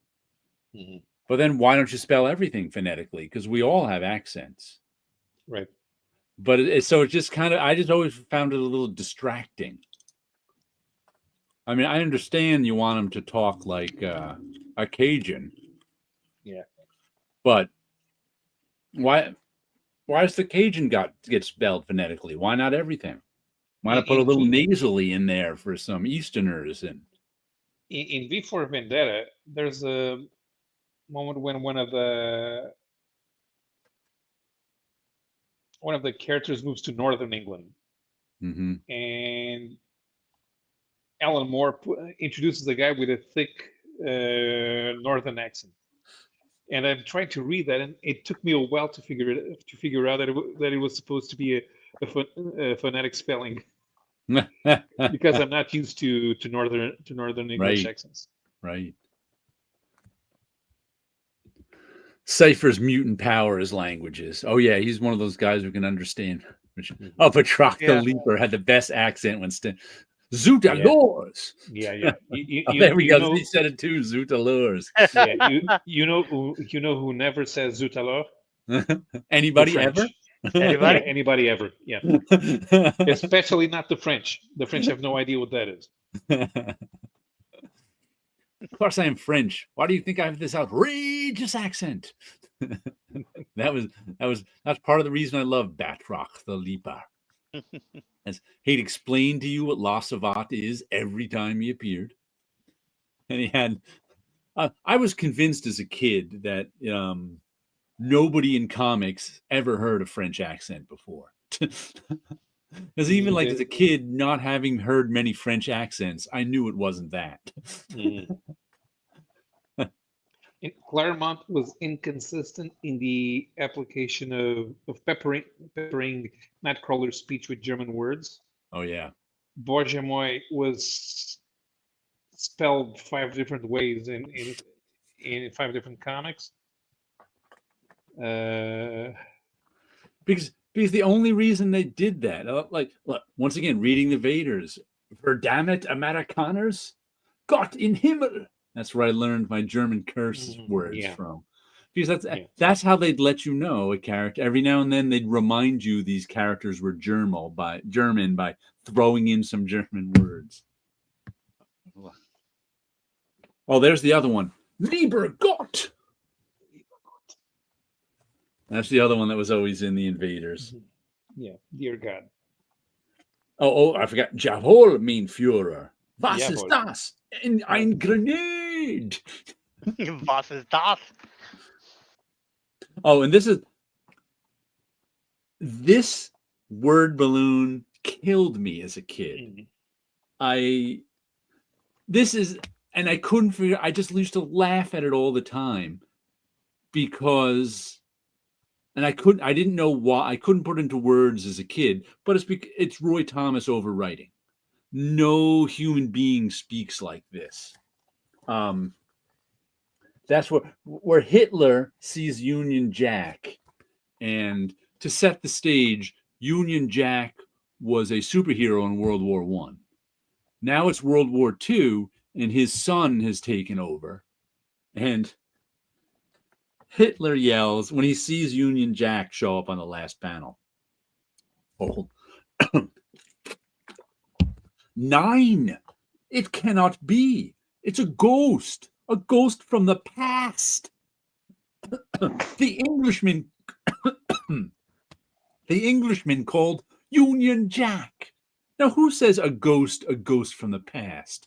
Nobody has ever said that in their life. And it's like, even as a kid, that cracked me up. So I was like, nobody talks like that. That's not a human being. Yeah. And Hitler just yelling this. It cannot be a ghost from the past. Just in case you thought it was some sort of ghost from right now. Hey, isn't this guy in that other room? Didn't I just leave him? Is this a ghost here? It's not him. The ghost from ghost right of Halloween now. from 3 years ago. The ghost of Halloween from 3 years ago. Yeah. Oh, of course. And that was such a good line. They had to repeat it at the beginning of the next issue, word for word. Sure, because you get paid twice for that same dialogue on that same page. A ghost from the past. The Englishman called Union Jack. And that just killed me when I was, what year did this come out? 10? 12. I was probably 12 when 11 or 12. It killed me when I was 11, the absurdity of it. And it kills me now. But like I said, I had no words for it back then when I was a kid. But I know why but I found it extremely funny and didn't know why. Now I know why. Eric B, I'm pretty sure that Jack Kirby heard a lot of accents in his day. Oh yeah, he did. Achtung! There's another one from Sleepy Reader. Eric P, you should use a ghost from the past on a Dreams of Things cover. Yeah. I could make a ghost from the past comic. Just make it its own cover.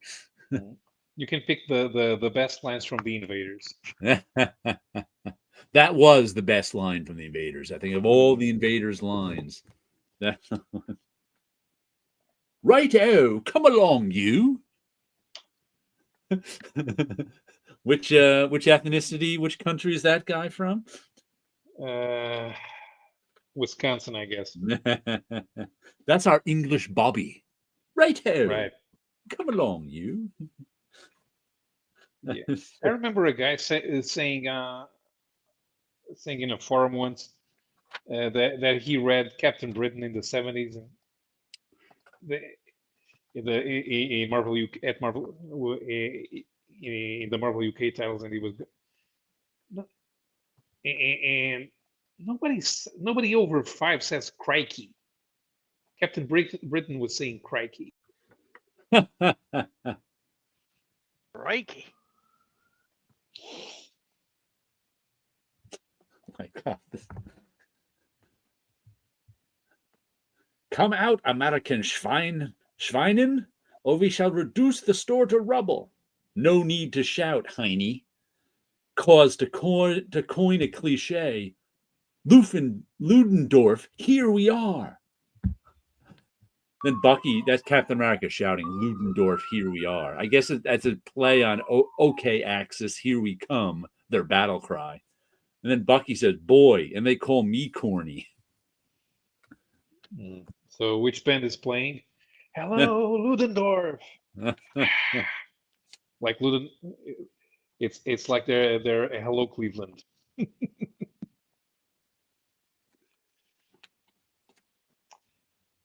And somebody once pointed out, foreign characters, they can introduce, they can do a science conference in perfect English, but feel the need to revert to their native language to say yes, no, please, and thank you. Make a ghost of the past ash can. Mm-hmm. Comic Crack says, listening to the radio a few weeks back, and the DJ reminded us it was the anniversary of the birth of Johnny Carson. I was never Johnny Carson. I never liked the talk show format. The best thing about Johnny Carson is Dana Carvey's impression. The talk show format of, I was okay with the monologue. To come out, talk to some actors, he hypes his next film for a few minutes, move him. If anything interesting happened, it didn't matter. Here was a commercial, move him along. The whole format just seemed to be made to sell stuff. So I just never quite got into that, any of the late night guys. Well, there were a few interesting bits on Conan, but yeah, the interviews were always the same. I mean, yeah. So what's going on? Oh, I was on vacation in Italy.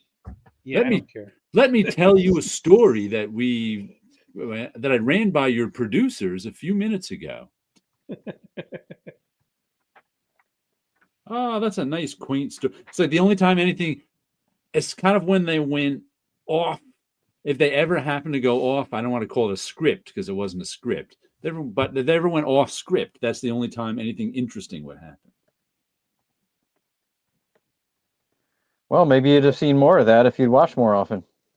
No, I stick to the Howard Stern show. That's where interesting things happened for me.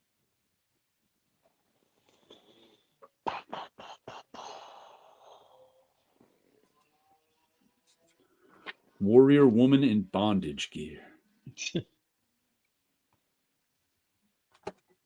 I gotta put the invaders down. I'm getting lost in looking at it.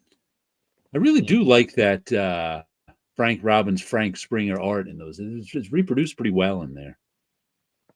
It's got some interesting drawing in it. And I showed you this last week. The Sigil Omnibus. This is it minus its dust jacket. Because I've been reading. I read most of it last week, or most of the reading I got done. I read 14 issues of it. I'm up to issue 15. I got to say, I'm really enjoying it. I don't think you guys read any cross-gen back in the day, but it's pretty well. It's pretty well done. The stories move along quickly. They just snap by. I can see why cross-gen, when they came out back in the early 2000s, I think they were $3 an issue, which made them the most expensive comics on the market. Let me see. Do they still have a price on here? $3. No, everything was $3 an issue. I think they were $3 an issue before everything else was. No, Dark Horse had been $3 since the mid-90s. Yeah, well, some of the indie stuff, yeah, but Marvel and DC weren't. That's what I mean. Yeah.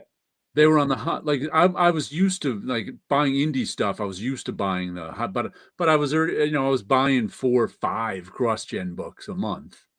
Yeah, I can't remember if Marvel had already gone up from 225 to 250 when cross-gen came out. Yeah, I'm not sure. Like I said, they were on the high end of the market, so I couldn't buy all of them generally. And I didn't really want. Like the lesser, I was just buying the ones I liked best. So I can see why I didn't like this one best, but it's still a pretty good comic. I'm thoroughly enjoying reading it, and so I thought it would. I read a few issues of it. Like I have like half a dozen issues. Like I bought like issues 6 and 7 and 17 and 18. Like I try it every now and then. And like I said, I'm really having fun. There is some nostalgia involved because it's a cross-gen. Like I said, I'm getting part of the story I never got. And the overall cross-gen story isn't huge in something like this. This is more like he's like an ex-military guy who got this superpower, and he's on the run. And much like some other cross-gens, but he's got an arch enemy. It seems like all the cross-gen books, the guy with the sigil had some arch enemy who was chasing him down. And at some point they have to team up too. So it's weird. I'm like, wow, there was really a pattern to some of this stuff. So it's like this takes place. There's these lizard guys who are Saurians. I don't remember how to pronounce it. And they all have ch in the beginning of their name or something. I guess that's a lizard sound, TCH. And humans and these lizards have been at war for years. And there's all sorts of political stuff going on with some of the humans who are out on the borderlands want to make deals with them. They're both trying to win the war. And one of the things is the lizard people eat humans, and when they eat humans, they absorb their DNA and can get like human memories and technology. It's like they can eat you and sort of they become more human as they eat you, but they also can get what you know from eating you. So they caught up with humans and technology pretty quickly. But it's been a fun read. I got to say, I've been enjoying it thoroughly. Oh, there's a Comic Crack. Nothing better than filling a gap in the collection. There we go. Volume 2. It's going up with volumes 1, 3, and 4. And Eric P. has an Omni update for us. I'm well into my Legion of Superheroes 5 years later omnibus 2, and it's a lot of fun. That's cool. Eric P. is reading 2 issues a night of his own. Because once again, we were having the discussion last week about how so many omnibuses go unread. You buy them because you love the stuff, you put them on your shelf, and you never really read them. So Eric P.'s been reading his 2 issues a night. How many omnibuses do you have, Chris, do you think? Do you know if you have any? I don't know if I have any. Okay. Yeah, I only have 2 right now. I had more, but I think I only have 2. Well, only 2 Marvel or DC ones. And I don't even count these as they say omnibus, but I don't even these are just hardcover collection. They say omnibus on them, but unless they're the big oversized omnibuses, I don't even count them as omnibus. I mean, Jack Kirby's Loser omnibus has what? 8 issues in it or something? That's and maybe all the Jack Kirby. I hardly think of it in the same breath as one of those giant ones that has 40 issues in it.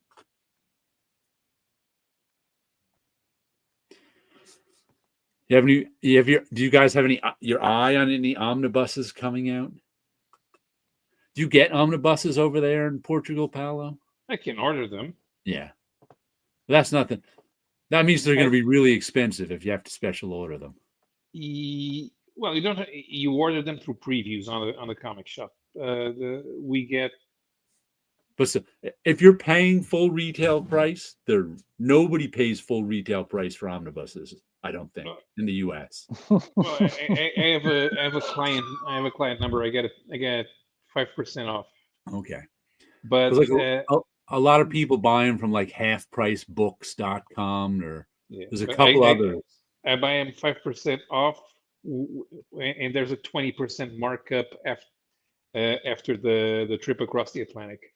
Yeah, I would say most people buy their omnibuses at least 40% off. Yeah. You can even make a deal with the comic shop, to get it at that price because they know you're going to get it at that price on Amazon. I saw someone buying 3 omnibuses at my local comic shop this week, and I think he was giving them a deal on them. Yeah, the only omnibus I have, I bought it 30% off. Yeah. And the shop was only doing it 30% off because they didn't pre-order special order the omnibus. They tried selling omnibus by having it in the store. And no one's buying it, so unless it's No. 30% off. No one's paying $125 for that book. And it was the Evolutionary War. And well, I suppose this one's okay. I like the Evolutionary War when it came out. A lot of people complain, oh, the annual crossovers, but the way that the Brazilians published them, they did a 2-issue miniseries with them. Each issue 200 pages. So I read them like that, and it was surprisingly cool. Not surprisingly, I was expecting it to be good enough, and so it was cohesive.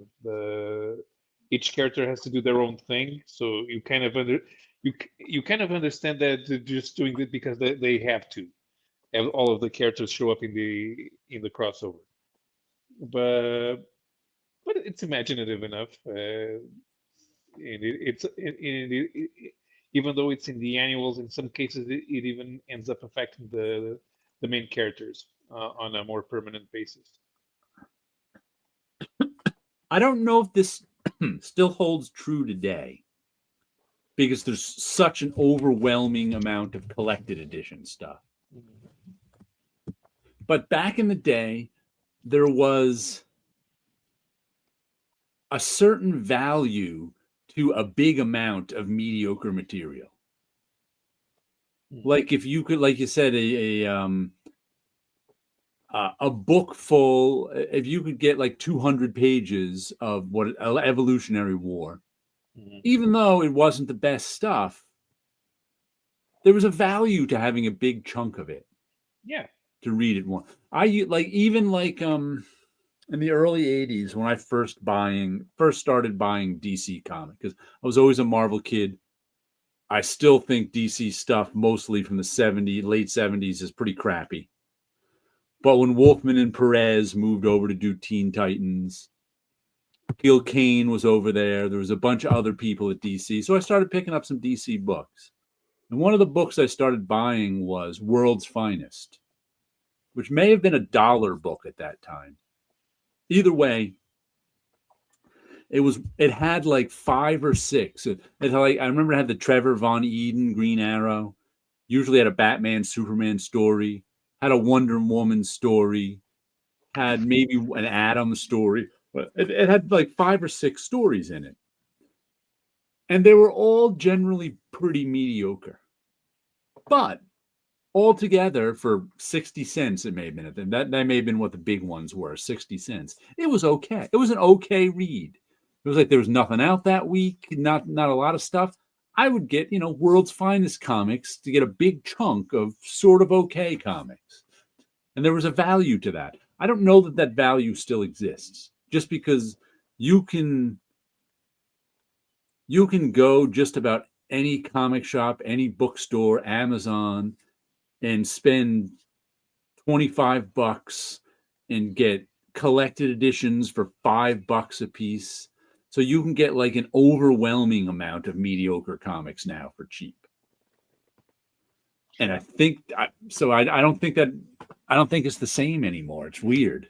And I hadn't thought about that before now. Well, what you can do is buy some of those collected editions for curiosity purposes. Right. So you wait until they're cheap and you buy them, and if you don't like them, you can resell them and give them away. I mean, let's suppose that you wanted to buy that same series, that you wanted to hunt down the individual issues. Right. You're going to end up paying even more money than getting the collected edition, because you have to travel around and you waste time, and it's the gas. People never factor the cost of gas when. That's why I ended up getting this. Like for years and years and years, I wanted to kind of buy the individuals of this off of eBay. individual issues. 40 something, 42, 43 issues. Usually I like over the last 15 years, it would be anywhere around $50 plus shipping so around $1 an issue, but plus shipping. So we're talking, it would cost me $60 to get all the original issues of this. And I just never wanted to. Just because it was like, then I got 60 issues on it.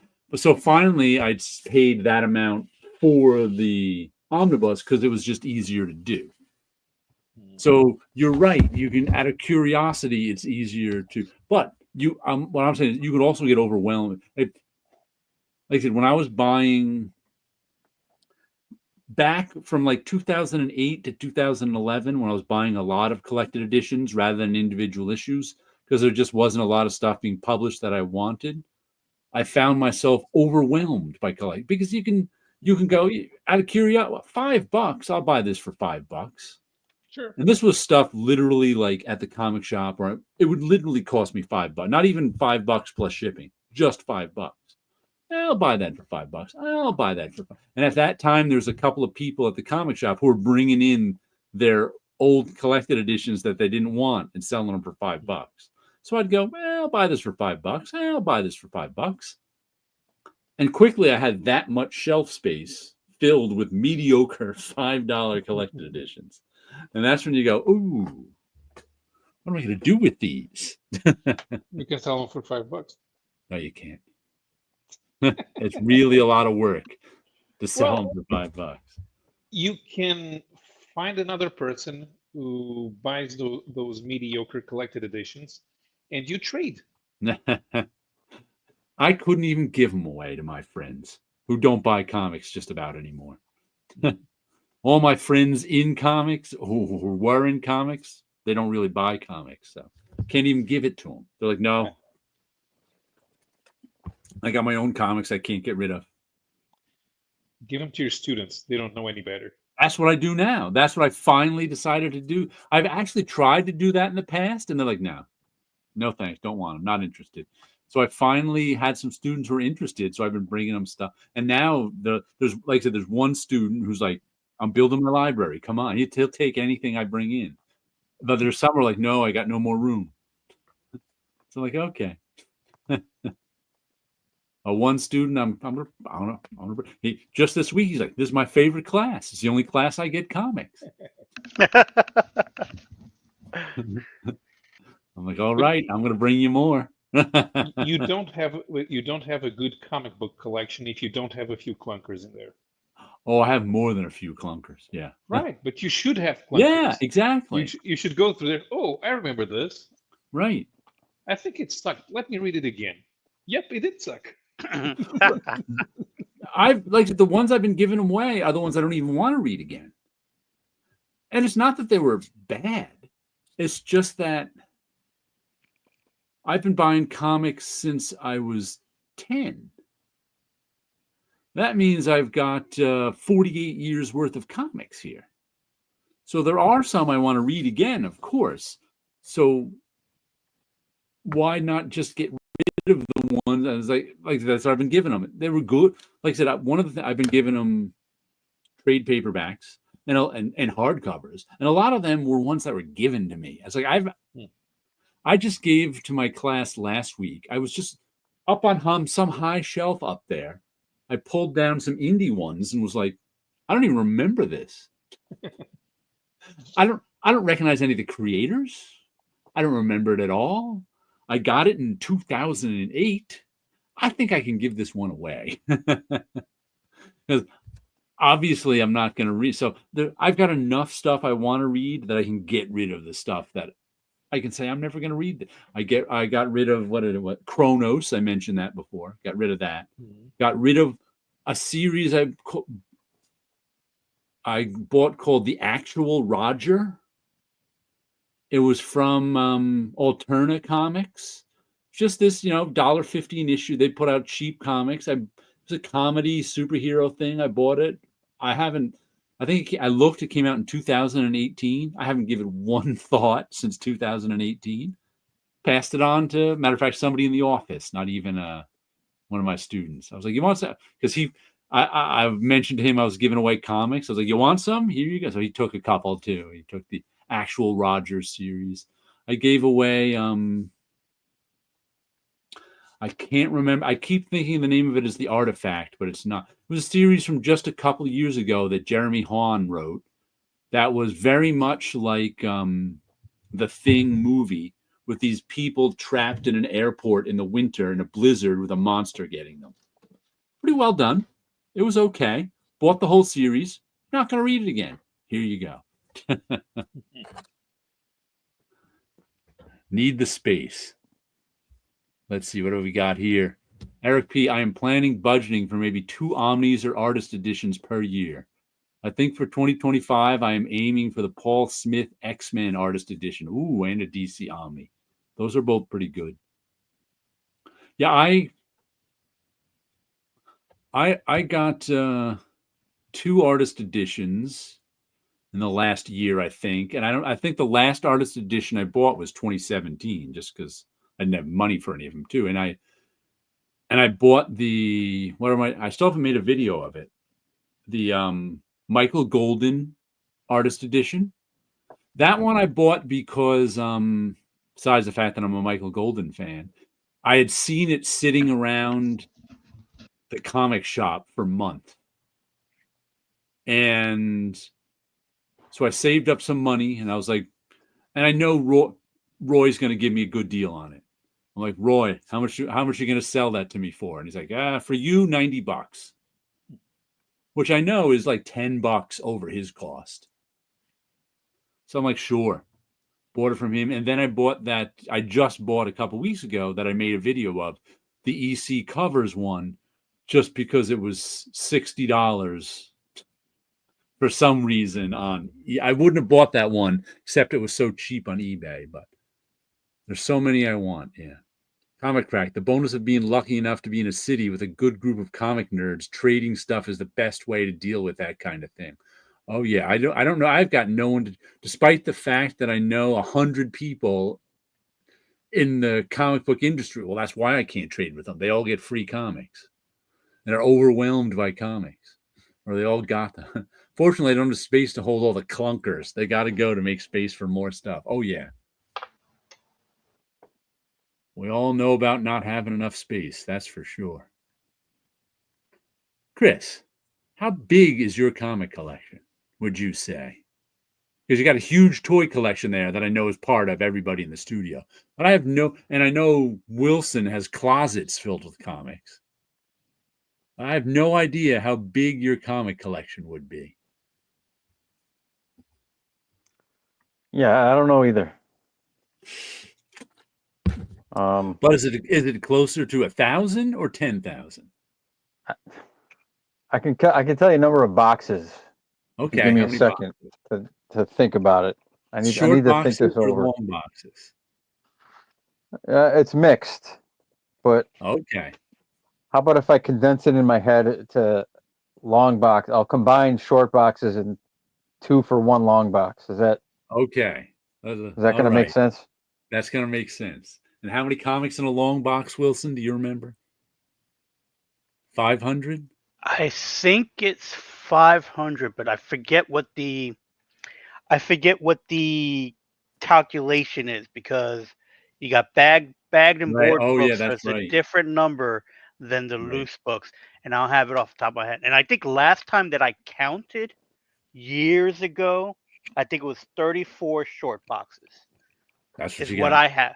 34 short boxes, and at least 4 long boxes are still. And I think there's supposed to be like 300 in a short box, maybe 250 with bags. That sounds correct. But again, it's been. I would estimate I have the equivalent of 15 or 16 long boxes.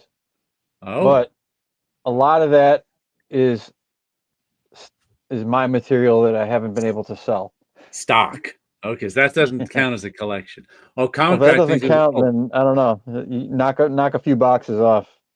I think Comic Crack might be right here. I thought it was around 150 bagged and boarded in a short box and 300-ish in a long. I think that might be it. That could very well be it. So how many long boxes did you say, Chris?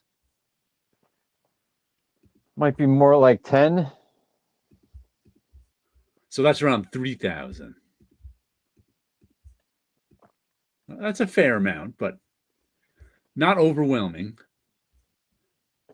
And how In many this did you room, say? in this room alone, I have 2 long boxes, 6, 7, 7 short boxes in this room alone. Not Oh, not counting the comic closet, and I forgot the 3 that the 3 short boxes I have under my art desk. so that's I 10 have short no boxes right there. so just in this room, and that doesn't even include boxes like Right. the shipping boxes from American Eagle, was it? I forget that there's an Eagle logo on one of the boxes that we would get Ah, from the printers because I would reuse the Marvel boxes when we got them for the comps. Um, and at least 3 milk crates from what the original collection was saved in before I discovered comic boxes. Um, and the comic closet, I have at least I think 2 or 3 long boxes in one of the comic. I only have one comic closet, one true comic closet, but there is a long box in one of the other closets. Since I've been doing moving things around and stuff like that, I've been going through things as well to see what I'm going to keep and what am I going to get rid of.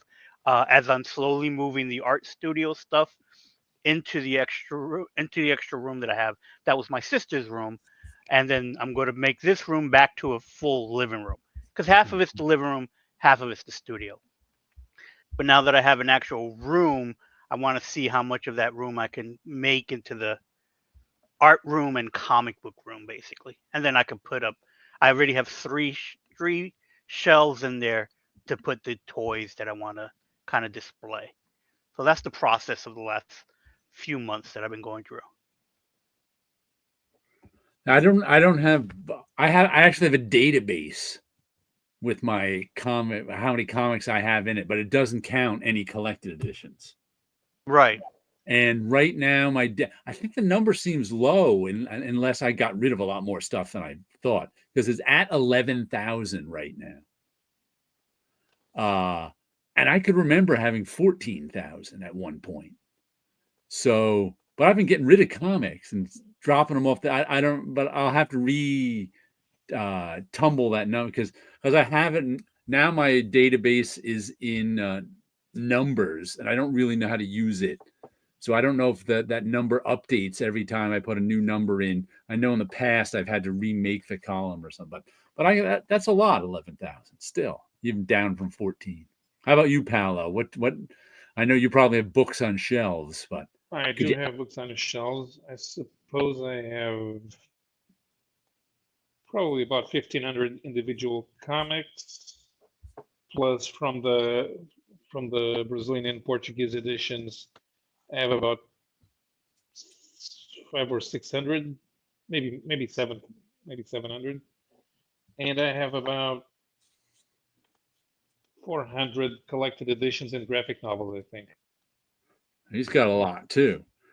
Comic Crack says my CLZ says just over 8,000 comics.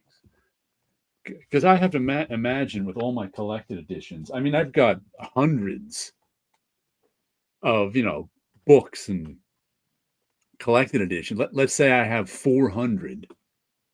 Each has 5 comics in it. That's a lot of comics right there. Mhm. And some have more than 5 comics in them. That's probably the low estimate.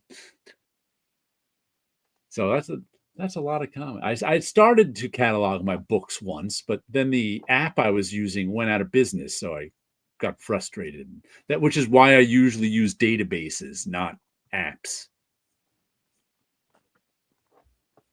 Let's see. Eric P says my League of Comics account says I have 2,000, but I'm sure I have a couple hundred not in that. Oh, have I really gotten rid of that many comics in the last, I don't know, 5 years? I'm gonna have to double check that number. I'll have to learn how to use numbers again. And sometimes I have the feeling that everybody has more comics than I do. But you got a lot. Yeah, but I think everybody does have more comics than I do. Well, that's probably you should talk to a lot of American collectors, and you probably Not even that. I mean, here in Portugal, I know that. But the thing okay. is, if they have things that you don't, you have things that they don't. Yeah, I can understand. Let's see another one of the four comics I got this week is a Magma comic, The Pedestrian, issue number 3. And this comic continues to be weird. Justice always has the right of way. And there's our pedestrian who's a power walker. And there's weird mystical stuff going on in about a third of it. And then the other 2/3 of it is this sort of slice of life comic. So this is a very, very strange comic. I don't know how to describe it. Besides mundane, yet out there. These don't walk guys keep showing up and causing trouble, but we don't know who they are or what they are. Meanwhile, everybody else is just living their life. This woman's babysitting these 2 kids who want to go out and figure out some mystery like they're Scooby-Doo. There's some crossing guard who shows up to stop all the don't want. It's just weird, which means I like it. Script, Joey Esposito. Art, Sean Van Gorman. Colors, Josh Jensen. Letters, Sean Lee. So, I don't even know who Magma Comics are. Where are they? San Diego. And it's creator owned.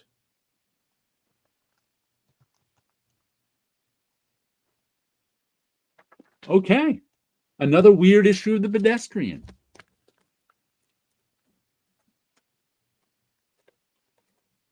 You guys probably haven't even seen this one out there. So, No, have not. have you bought any Magma comics? I don't think I've seen any Magma comics. The other one I bought by them was that Necromancy comic. On sale in October. Looks like a horror one, Night of the Slashers.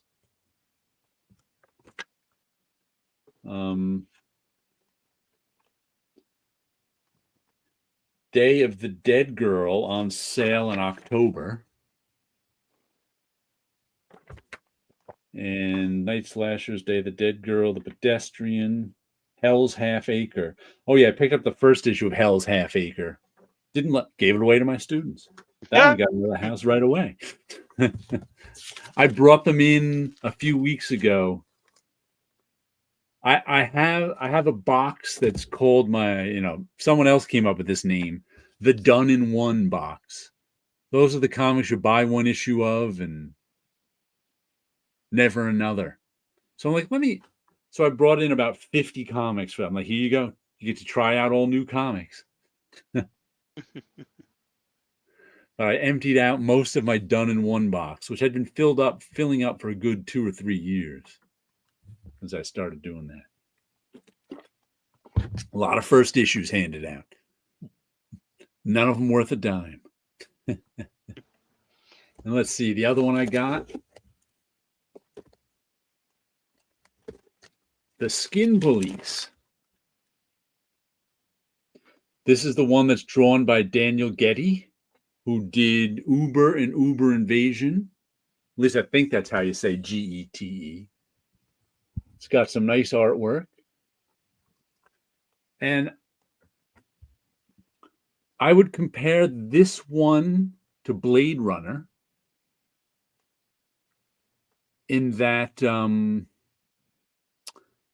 main plot is and this is the one that also takes place in Europe. France, was it? Which you don't see a lot of, you don't see a lot of, sci-fi stuff here in America set in Europe. But about 30 years ago, cloning was invented. It was outlawed, but then there was a black market for cloned babies because people who there was a fertility problem, people wanted babies, they bought cloned babies in the black market. Now 30 years later, the clones are unstable and can go homicidal. And so the skin police are the police who they're like the Blade Runners. They track down the clones, hopefully before they go homicidal. But in this issue, we were introduced to the underground of cloned people who here's their underground, their literal underground, where there are one of the criticisms of the skin police and the whole let's kill all the clones is they're not even trying to stabilize the clones and keep them alive because it's not profitable. There's not it's sort of a disease that not enough people have, so there's no money in curing it. So it's much like Blade Runner, you're not sure whose side you're on. Are you on the side of the skin police, the law and order guys, or are you on the side of the clones who are trying to run away? They're both using violence to solve their problems. Like in this one, the underground lures in the police to try and they wanted to kill. Like the lead character is like this guy right here is like the head. He's like Harrison Ford in Blade Runner. So they try to kill him. They didn't succeed because it's issue 2, but it's like, yeah, your loyalties in the story keep switching back and forth. At least mine do. It's like, who am I supposed to root here? So that's what makes it interesting too. Oni Press is doing Sectors, Warriors of the Symbion. Look at that. Do you have those toys there, Chris? I might have one. Written by Dennis Culver and art by Ramon Bachs. Bachx. They also have released new set of toys for Sectors. Oh, there's actual toys out now? There are toys out, just the action figures. But the weird thing about it, those toys, what everyone remembers of them, were the animals that they ride. Right. Which they would be made so you could stick your hand in them because it was like a spider kind of creature. And that's what was cool about them, is that you can make a move because they were on your hands, and then you put the action figure on top of it. And those aren't being made. They're just making the action figures. So like the coolest part of that toy from that time period was those puppets. And they were made with materials that, obviously fallen apart now because they're, 30, 40-year-old toys. So no one really has those puppets anymore. So it's kind of funny. It's like, here's a set of toys that they have the license for, and they're doing the comic books, but the main seller for them, they have not made yet, as far as I'm aware of. You just reminded me of some toys from my childhood that I forgot about. That I don't know if they had them. They may have been gone by your childhood because I only remember them from when I was really little and like the early 70s. They were the ones that they were little, like you said, they were sort of like puppets where you put your fingers in the 2 legs. So it was only probably that big, and they were like they weren't any superheroes you knew, but they were kind of like superheroes. And you'd put your fingers in the 2 legs and move around and fight with them. But I loved those when I was about 5, 6, 7 years old. But I don't think I ever saw them after that. I have no idea what their names are, and they hardly ever come up when people talk about toys from their childhood. Because it's usually the licensed ones that come up. Right. Those don't sound familiar. Yeah, they're probably around they were gone by the 80s. Right. Yeah, even doing a search for just puppet toys, finger puppet toys in the 70s, I don't see anything pop up. Yeah. They were cool though. They would fight. They'd be kicking each other a lot because your fingers were their legs. Let's see and here is, rather than buy those $5 comics, I bought one of this line of Image Comics hardcover graphic. So this never appeared in a comic book before. It's an original graphic novel. Let's see, how many pages is it? There's sketches in the back. Once again, they don't give us page numbers. Very annoying. Probably 80 pages, I would guess. We call them giants: Kieran Gillen, Stephanie Hans, and Clayton Cowles. And it's yet another post-apocalyptic story. About this young girl. I don't know how old she's supposed to be. 16. Let's see, it's rated teen. Coming of age, science fiction, dystopian are its categories. She wakes up one day and everybody she knows is gone. The world has disappeared. She eventually finds somebody she knows, another girl who lives down the street. So the two of them take off to find food. But here's a weird twist. Along with all the people disappearing, most of the food disappeared. Except there are cans of beans. That's what they find mostly. So they have to go out and scrounge for stuff. And eventually they run into some, what do they call them? The dogs? Because they have to keep moving. And they run into these people called the wild dogs or something like that. And they're these people who live like in a fort somewhere they made for themselves. But as they say, they only send the young men out to look for stuff. So they're scared of them. They don't want anything to do with them. They're violent. Then one day an old woman joins their crew too. So there's three of them. There's the two young girls and the older woman. And then they run into this guy they call the giant because he's a giant. And then it turns out there are two giants. And then the rest of the story is just kind of about them. It becomes almost a slice of life story about them living in the shadow of the one green giant, trying to stay away from the bad civilization that's building, and also giant wolves appear. What I mean by giant wolves are not regular wolves, but giant wolves. Right. So that causes them. So, and it's about them kind of coming to terms with living in this really weird world that their world has turned into.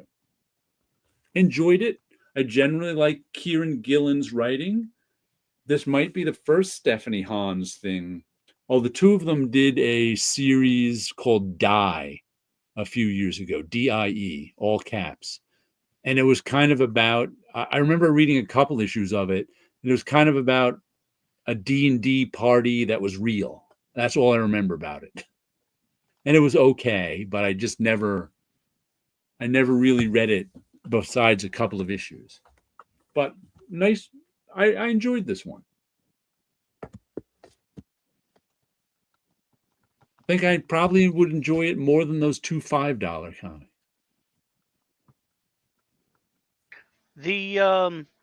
Those puppets, were they called finger dings? I have no idea. I'd have to look them up. Let me see. Remco did a series in the 1970s called Finger Dings. And they look like almost like babies because they're big head, skinny body, and then you put your fingers to be their feet. Same exact thing, but these ones were aimed at boys. Okay, because they do have some boy ones as well. Adventure Boy. And they did license a few stuff like HR Puffin stuff and the Monkeys. I'm looking at that. Yeah, none of the. Oh, maybe. Oh, here we go. Adventure Boy. It may have been That. They have Yeah, one with skis, one with an astronaut body. Adventure Boy looks the most familiar. Mhm. But yeah, that's the general idea. Because I Okay, remember them being superhero-ish, so that cape makes sense. right. Fingerdings. Interesting name. Yeah, I've never seen them. The HR Puffin stuff is very similar to the puppet ones that they used to make for McDonald's. Because I remember Ah, those. They would just be a head, and then the rest of the body would be like a plastic. And those were like early McDonald toys. I remember playing with those on camping trips. Oh, okay. That's my specific memory. Matter of fact, I was playing with them. I think it was them. What year did Godfather come out? 1971? 1972. 72. What did it come out in fall or summer, or did it say? I'm looking it up now.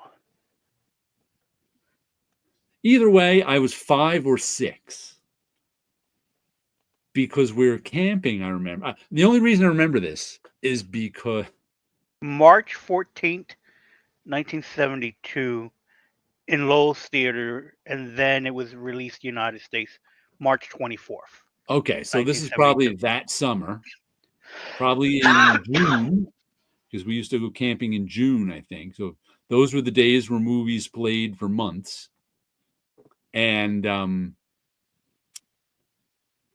up near Lake Placid is where we used to go camping, and my parents wanted to see The Godfather, so we went to a drive-in, and my 2 sisters and I were playing in the back seat. So I didn't see the movie at all. I paid no Right. attention to it. And I was playing. I remember playing with my finger. I was just having a great time playing with the fingerdings. And I can specifically remember my mother turning around and when the horse's head scene in The Godfather was there and going, "No, don't look, don't look." And I was like, "Why are you bothering me? I'm having a good time here. Stop bothering me." I didn't even look. I didn't even want to look. I was just annoyed that she was interrupting my good time, playing with my fingerdings in the back, sitting on the floor of the car.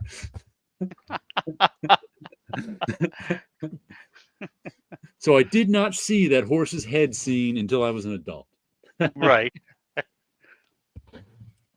But it's funny how that specific memory of my mother saying, "Don't look," and me being annoyed stuck with me all these years. I'm having an adventure of my own. Why are you interrupting? Movie? Who cares about your silly movie? There's fights going on back here. There's stuff happening.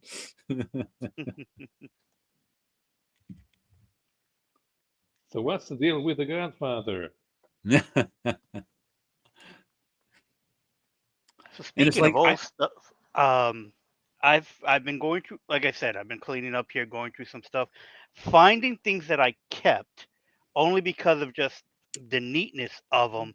But this, and I think I posted it up on Facebook, oh yeah. is a back when Marvel had that line called Marvel Limited, where they were kind of doing their own collectible stuff.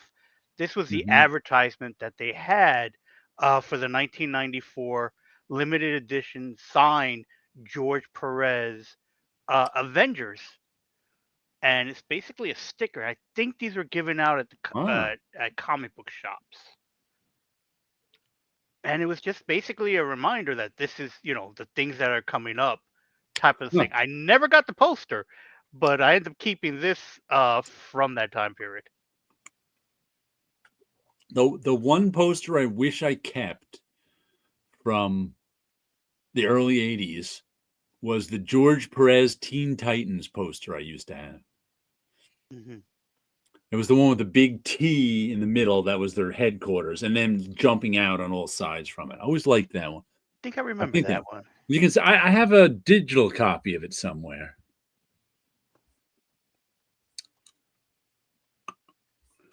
And I think the coloring was even it was full color because it was painted sort of. That was a good one. That Marvel poster he did was always fun too. That was always hanging up in the bullpen of a million Marvel figures. Right. By the way, you can buy it's Scott Koblish's 4 connecting X-Men covers are for sale. I forget. Have you been paying attention to Scott's Facebook at all? Because there's some new comic art site. It's not on Heritage? No, I don't think so. It's on a new comic art site. I forget the name of it. But it's like $7,500 right now for the 4 covers. Wow. I've been kind of watching that Rob Liefeld one, the not the cover, but the first appearance of Deadpool inside the comic. Oh, that was up to $400,000? Yeah, I was kind of saw that, and it's like there's like two sides to that in the sense of it's great that they're that is going for that kind of money, but there are many artists that I know that went straight to digital. Oh So they'll yeah. never actually have, and I'm not knocking it. You go work Yeah. digital. Most of my stuff is digital nowadays anyway. They But miss out on that. and I don't even know if they miss out on it because I don't know if that money is going to Rob. Did that belong to Oh Rob yeah. and he's Then selling it directly, or did he sell it a while ago and it has yeah. popped up again in the market? I always say about that, artists are on the wrong end of the supply chain for escalating art prices. Hmm. That's just, Rob could have sold that for $1,000 20 years ago. So, but he's made so much money, he's not going to complain. I mean, Oh he's yeah, going to be posted. He's one of the winners in the comic book world. yes. It's the guy who can't pay his bills who sees his page going for $50,000 now, who is like, it's what's Russ Heath, who couldn't afford to pay rent, but the painting Roy Lichtenstein did of his comic page is going for $100 million. Hmm.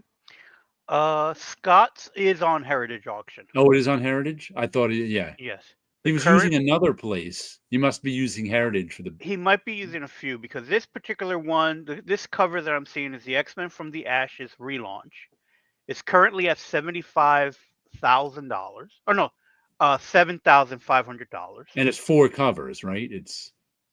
This one just shows one Is image, it just but one? I mean 4 covers. I thought it was 4 covers that all went together.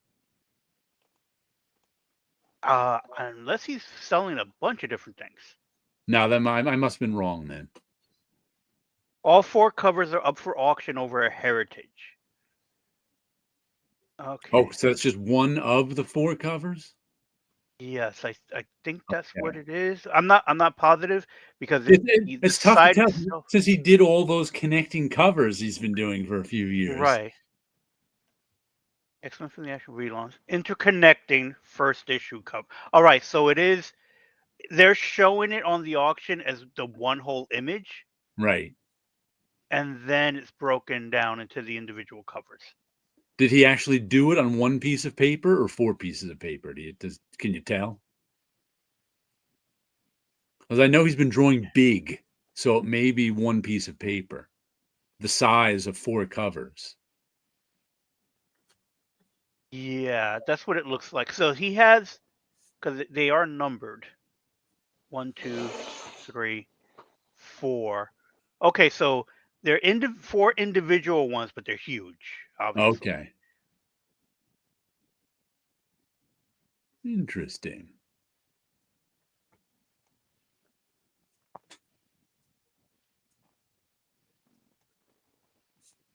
Yeah, and he has some, and I don't know if he has it, but because they tend to auction these things similar, so Yeah. he has other covers on here that he has done. Ooh, someone actually has Someone's selling the Handbook of the Marvel Universe Deluxe Edition. This is the Byrne and Austin ones. Looks like the C because it's Captain America. C and B Uh-huh. because Captain America and the Beast on there. How much is that going for at the moment? Right now, the current bid is 4,300. Mm-hmm. It'll go for more than that. Oh yeah, it definitely will. But you know what's great about being a member of the Heritage Auction? That you could go to it and make a copy of that cover. Oh yeah, you can Down, download the high res down, scan. download a copy of it and enjoy it that way. Yep, I've done that before. I've collected pieces of art from their high res scans just to have. Printed a couple of them out too. Can't remember what. Just to keep my printer going. And I know I working my downloaded a skill. few of them just because it's like, oh, I want to color that. I never Yeah. do. I just have it in a pile of stuff. It's like, Yep. oh, I could color this. I never color them, but occasionally I'll print one out just to look at it on a piece of paper. Hmm. All right, we should wrap up for the evening and let Paulo get some sleep. Oh yeah. I still have to do some writing.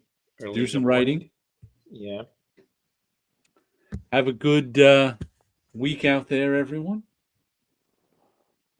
Have a good one, everybody. And we will catch you next time.